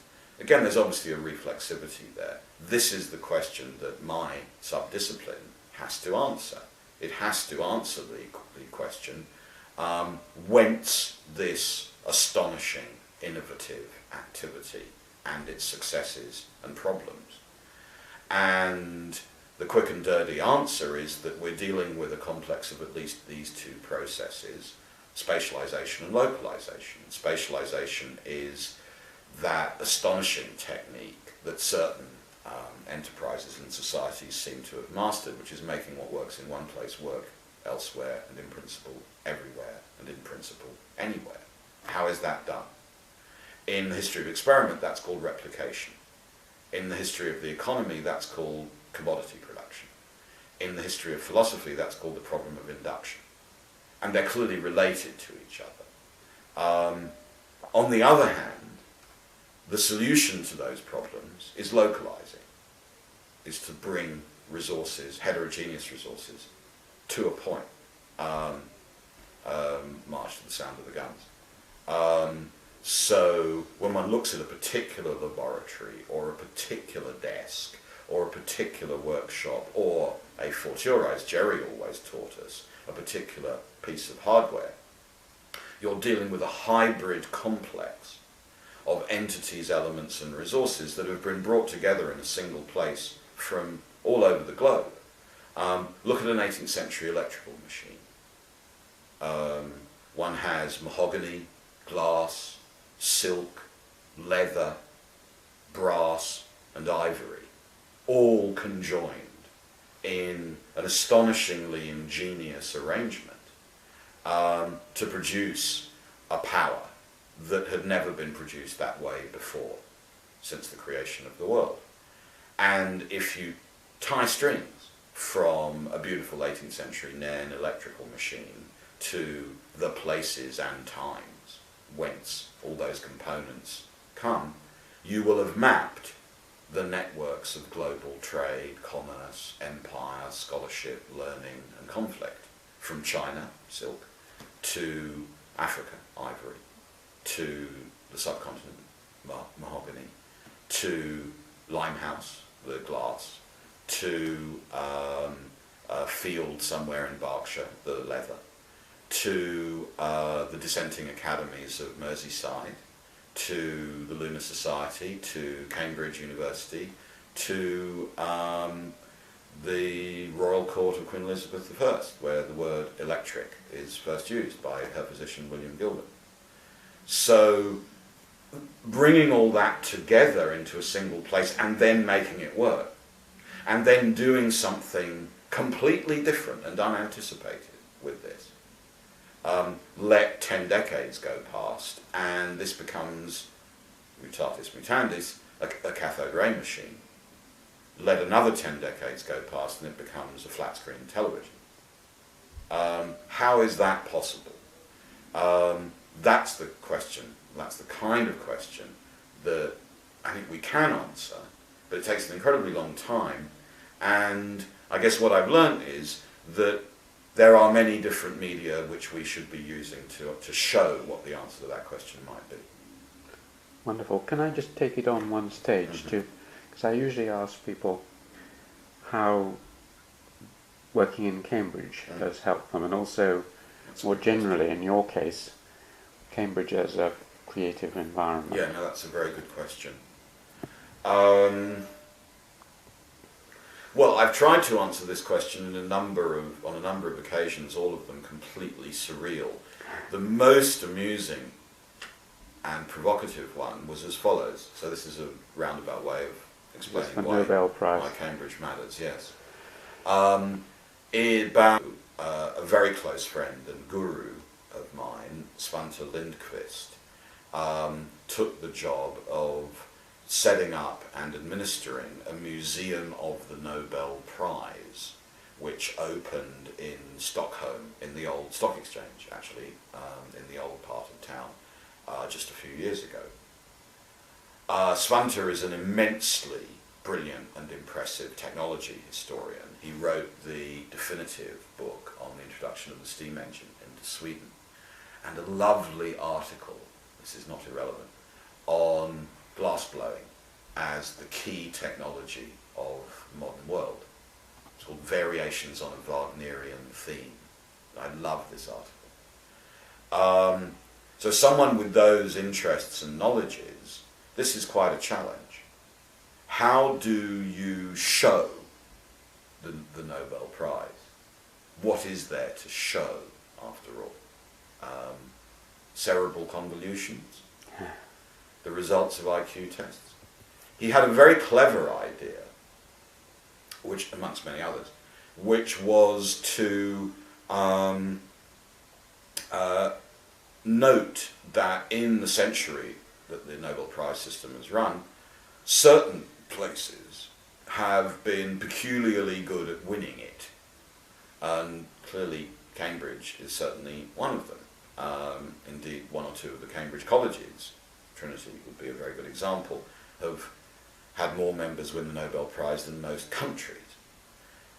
So there's something in the water in these particular places. Princeton would be another, the Chicago Economics Department another, a particular cafe in Budapest, a particular street in Tokyo, a particular school. So he commissioned a group of marvellous Swedish filmmakers to make 15-minute films about these special places. And he hired a really impressive young Swedish filmmaker, Karin Växjö, probably mispronounced that, to make a film about Cambridge. And he indicated to her that she might get something out of talking to me. She decided to make a film which followed a carrot from a fenland farm to St John's College High Table, and to use that as the trope or the spine of the film, and then around that a series of interviews with Cambridge people about the networked quality of the city. So she sat me down at the bottom of the stair in my home, in my house, and I just talked. And what occurred to me to say was that Cambridge has been, and this is certainly true for me, astonishingly rewarding and supportive, because it's sufficiently withdrawn and sufficiently hybrid to provide mixtures of resources when one needs them. Withdrawn in the sense that it provides, and this is notorious, a certain kind of retreat. It's not perhaps as insulated as it would often like to be, or as it's often represented. Absolutely not. A lot of the work that I've done on the history of science in Cambridge has pointed out the extreme porosity of the university with respect to the rest of the world. My work on Newton, for example, which I'm about to publish, which is called Newton on the Beach, indicates that he may have seemed to have been isolated and cloistered, but if one looks at the data that he was able to command from his rooms in Cambridge in the second half of the 17th century, it's very well linked with global information order, to use Chris Bailey's expression. Nevertheless, the capacity to withdraw has always been indispensable, and of course one worries a lot about the challenges to that capacity. Yet on the other hand, precisely because it is not secluded, and it is not cloistered, and it is not insulated, there's constant porosity, there's constant, as it were, permeability of the membranes. The juxtaposition of unanticipated skills, I think, has been absolutely crucial for me. So that relatively effortlessly, one can assemble teams of people with the most surprisingly heterogeneous interests and skills, relatively frictionlessly, at relatively cheap cost. And as we've been saying, that's a key to being creative. Not in the banal sense that one is most creative when one is in mixed company. I think that probably isn't true, actually. One is most creative when one is trying to survive in mixed company. It's a very different kind of activity to explain to a well-meaning but under-informed, close personal friend exactly what the point of what one's doing is and how she can help. That's when a good idea occurs, right? This is the strength of weak ties that Granovetter talked about decades ago, that an entirely autarkic institution, which Cambridge always has the danger of becoming, is utterly disastrous. In that sense, one should be a very strong believer in the pursuit of knowledge under difficulties, as many of the great Victorians were. On the other hand, an indefinite group of, as it were, mechanically solidarity-driven persons is very unlikely to produce anything worthwhile. The team photo should be taken after the work is over, not before. Right? It's very much part of the victory celebration rather than a way of ensuring that victory will be won. The reason why those astonishing disciplinary images, which Cambridge is very good at generating, of, say, the students of a particular private mathematics tutor like Hopkins or Routh in the 19th century are so astonishing. And one sees Kelvin and Maxwell and Stokes and so on, all, as it were, sitting next to each other. is because of what they've just been doing elsewhere, and not on their own, but with others, and in highly mixed and complicated company, right? So it's easy to make a certain kind of mistake about autarky, and it's easy to make a certain kind of mistake about outreach. The two bugbears, the Scylla and Charybdis, it seems to me, of what I'm trying to describe. Is it not summarised by Jerry? Bounded but leaky. Exactly. Yes, there's a hole in my bucket, but not a very big one. If there are no holes, you're doomed, and if it's just a sieve, then you're probably doomed as well. That's exactly right. He always had the most pithy expression. And the leakage is what has always impressed me, and what's always been the most useful, and the most extraordinary, actually, eye-opening experiences. The visitors passing through, the technicians, without whom none of us would survive, and I'd never have had a good idea ever. The unknown collections, which both vivify the work and must be constantly energized to stay in operation.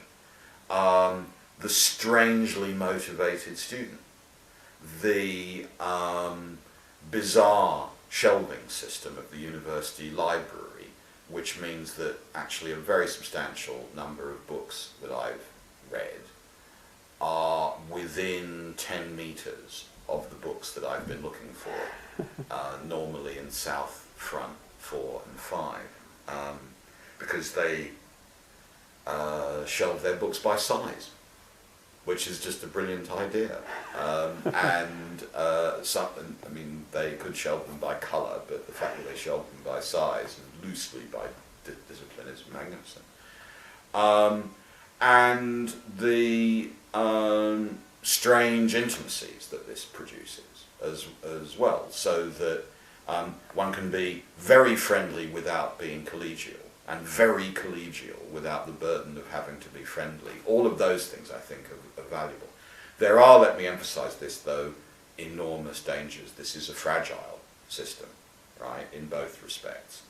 One danger is the danger, which is always really serious, of confusing the defence of autonomy with the defence of elitism. And on the other hand, confusing the demand for outreach, which is crucial, with the demand for abandonment, in a certain sense, of the intellectual work that we're trying to do. Were one not involved in this multifarious range of activities, I think it would be very hard to defend what's going on here. And were what's going on here not productive, it would be indefensible. And I think that balance is, frankly, increasingly hard to strike. And one way of saying that is that my work, for example, so far as it goes, has wanted to emphasize just how implicated in empire and industry and capitalist society the work of this institution has been, and vice versa, without ever reducing it to, oh, this is knowledge in the service of empire, hierarchy, class, and capital. That's not what's gone on. And yet the porosity and the entanglement of those social forces with this institution is patent and indispensable. Now that, I think, strikes the right kind of balance. And if that balance can be maintained, then I'm relatively optimistic. If not, then, which I think is a pretty characteristic Cambridge view, one has, as it were, optimism of the intellect and pessimism of the will. Right? I think we can go on doing some of the best work that we have been doing, but no one can quite work out how. Just one last question, Simon. I mean, you mentioned empire, and it sort of links with my own work. Rivers, W.H. Rivers. How did you get interested in rivers? Rivers, so William House Rivers, not to be confused with anyone else of the same name, was a physiologist, a medic, an anthropologist, a psychologist, a psychoanalyst, a therapist, a teacher, a self-experimenter, a traveller, an ethnographer, and a politician, amongst other things. I learnt about him from Anita Hurley, because Rivers was a member of the Torres Strait expedition from Cambridge to these islands between Australia and New Guinea, led by A.C. Haddon in 1898, and played a major role in that expedition's work, including the psychometric tests that were conducted on the beach and elsewhere in the islands. His work in that respect was immediately fascinating for me, because one of the things that's always interested me is what one might call the extramural laboratory. How can the exterior world be changed so that one can learn about it? If one doesn't transform the world, one can't know it. But the world one wants to know about is the world before it's so transformed. And Rivers's strategy seemed to raise really interesting questions about that. So that was my initial entree in the late 90s. There was a major conference that Anita co-organised at St John's, which was Rivers's college, on the relation between anthropology and psychology in the wake of his work. Also, Anita took the family to the Torres Strait in 1996 as part of her planning around work for the Torres Strait project that she's been engaged on. So I was privileged on now twice to visit the Torres Straits and to meet Torres Strait Islanders, both there and in their many visits to Cambridge, and to welcome them to our house. And that raised a whole series of questions, of course, for someone with absolutely no anthropological training whatsoever about what was at stake in making this sort of knowledge. A second strand was reading the decisive work of George Stocking, the historian par excellence of anthropology, who wrote a magnificent article about the roots of the anthropological work of Rivers's greatest contemporary, Franz Boas, in which Stocking points out the way in which Boas had begun as, in the late 19th century, training as a physicist, essentially, and had moved to ethnography and anthropology, and how the traces of that initial laboratory training marked a lot of Boas's work. And I began to ask, well, I wonder if this is true of Rivers, given that Rivers in the 1880s and 90s was doing state-of-the-art work in optical physics and optical physiology, in fatigue studies with Kraepelin, and in a whole series of self-experiments, which are notorious and famous. And one motivation for that was, as it were, to stop treating laboratory science as the unmoved mover in this story.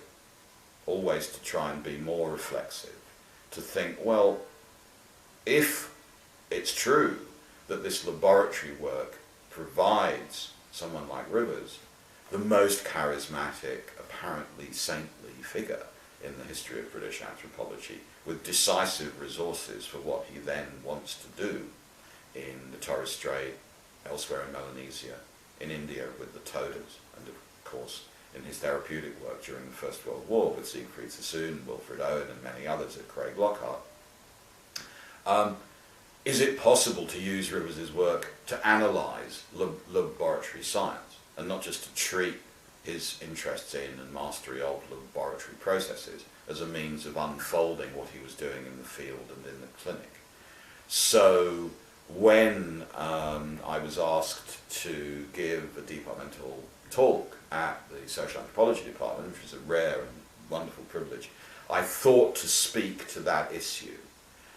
In other words, is it possible to fold back Rivers's work into a rethinking of laboratory science. And to do this is a ridiculously grandiose way of putting it, a kind of Plutarchian exercise on Boas and Rivers, because they clearly have much in common even though they differ. And our friend Keith Hart then did me the honour of publishing a version of this paper in one of his early Prickly Pear pamphlets, sponsored by the Association of Amateur Anthropology, the AAA, which became which I'm still one of the longest and best illustrated pieces I've ever written. And I've stayed with Rivers for reasons which I suspect are linked to the reasons why everybody stays with Rivers, which is that he's a ghost. He still haunts this town and many other towns. Almost everybody I know who's really worked on Rivers is either at the strongest end in love with him, as Bartlett was. Bartlett, of course, his successor as the manager of Cambridge Experimental Psychology and author of I Discover, a text first in English to use the expression social construction and social constructionism, which was introduced towards the end of Bartlett's Remembering. Well, Bartlett saw Rivers some time after Rivers died, and as a ghost. As a ghost, yes, and remained inspired by and provoked by that ghost, and that inspiration leads, not entirely indirectly, to the work of David Bloor through Cambridge Experimental Psychology. And therefore, as David has pointed out in a number of stunning papers, Rivers is, as it were, the great-grandfather of the sociology of scientific knowledge in which I was trained. But I didn't know that until David showed me it was so. Similarly, Cambridge Anthropology's relationship with Rivers is extraordinarily conflicted. On the one hand, he's enormously honoured, and on the other hand, he's defined precisely as whatever it is you do that's splendid but isn't anthropology. So that the lecture that the Cambridge Social Anthropology Department occasionally holds, where it invites folk from outside the field to talk about how the field has helped them in their non-anthropological work, is named after Rivers. I find that very interesting because there's an ambivalence there, I think, about the great man.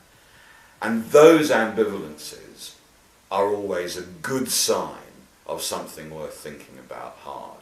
If something is that difficult to manage and yet that rich and provoking a century later, you should think about it very, very closely indeed. We've had 46 minutes. Is Right. there anything I have forgotten to ask you and you would like to have said? This may not be the last occasion, so you don't have to. I mean, one other thing very briefly that I think I would want to say is that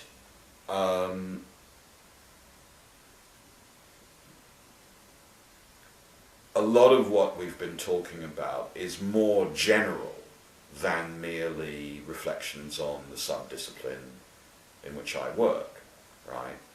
And I think that the question of disciplinarity raises its ugly but fascinating head here, right? We're facing, I think, a real political and economic crisis within the academy at this point. And it's a crisis which is well defined around the notion of discipline. Because on the one hand, we're told once upon a time there were rigid, well-recognized, formal, loyalty-commanding disciplines. Everyone knew where they were within the academy. And now we live in an epoch of fluidity and hybridity and multi- and interdisciplinarity, of large-scale collaboration, of public-private partnerships, and what some of my colleagues call a new mode of the production of knowledge. On the other hand, So according to that story, rigid disciplinarity within the sciences has over the past generation disappeared or melted somewhat. On the other hand, we also know that this rigid disciplinarity, if it ever existed, allegedly didn't exist before the Industrial Revolution. It didn't exist before roughly 1789 to 1848. Right? It was then, we're told by most historians, that the modern form of disciplinarity came into being. So we're facing, on the one hand, a series of urgent political and economic and administrative stories that tell us that our tradition is passing away, multiplied by a series of stories that tell us that what we took to be our tradition isn't really our tradition at all. And that apparent paradox is utterly characteristic of a lot of the work that people, I think, in the history of the sciences and elsewhere are engaged in. It's a constant struggle against that mixture of amnesia and nostalgia, against forgetting how recent it is that we live like this, and then forgetting that actually, absent anesthesia and good dental work, you don't want to live in the 19th century, right? We don't want to live in the period that we were studying.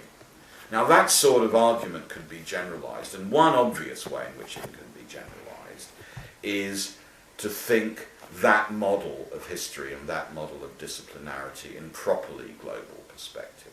For most of my career, after all, it was assumed that the arrow of history pointed west. That what a series of poets and chroniclers and historians have constantly told us was true. So that the more recent, the more advanced, and the more modern the science and technology one was describing, the further west the place where it was being made. And the Eurocentrism, and indeed Anglo-Americanocentrism of our discipline, is a consequence of that great illusion.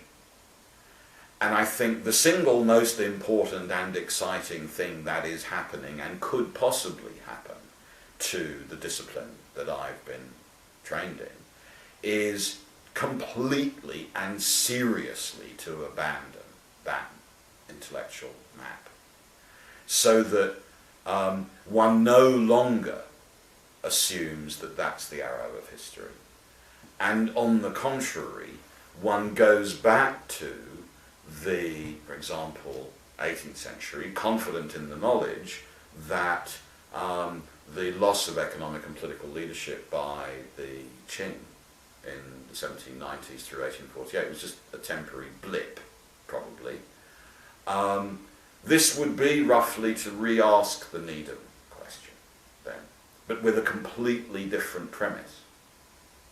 I mean, Needham, for very understandable reasons, the greatest historian of science of the 20th century, for understandable reasons, assumed that the question was, why only in Europe, given the Chinese achievement? Though the what was only in Europe, of course, was never quite defined. But forget about that. Why only in Europe? Well, what if one inverted the question and said, rather, why this temporary and perhaps aberrant change in the intellectual and technical map of the world? And that, I think, would change our whole field, and because of what I've said about disciplinarity, almost all other fields as well, right? And I think the kinds of conversation that one would have in 10, 20, 30 years about what all this is for and where one can be creative would start from a completely different place, literally from a completely different place, but certainly cognitively from a completely different place. And I think that is worth stressing, that the premise of our work must change completely in the next generation, and it will.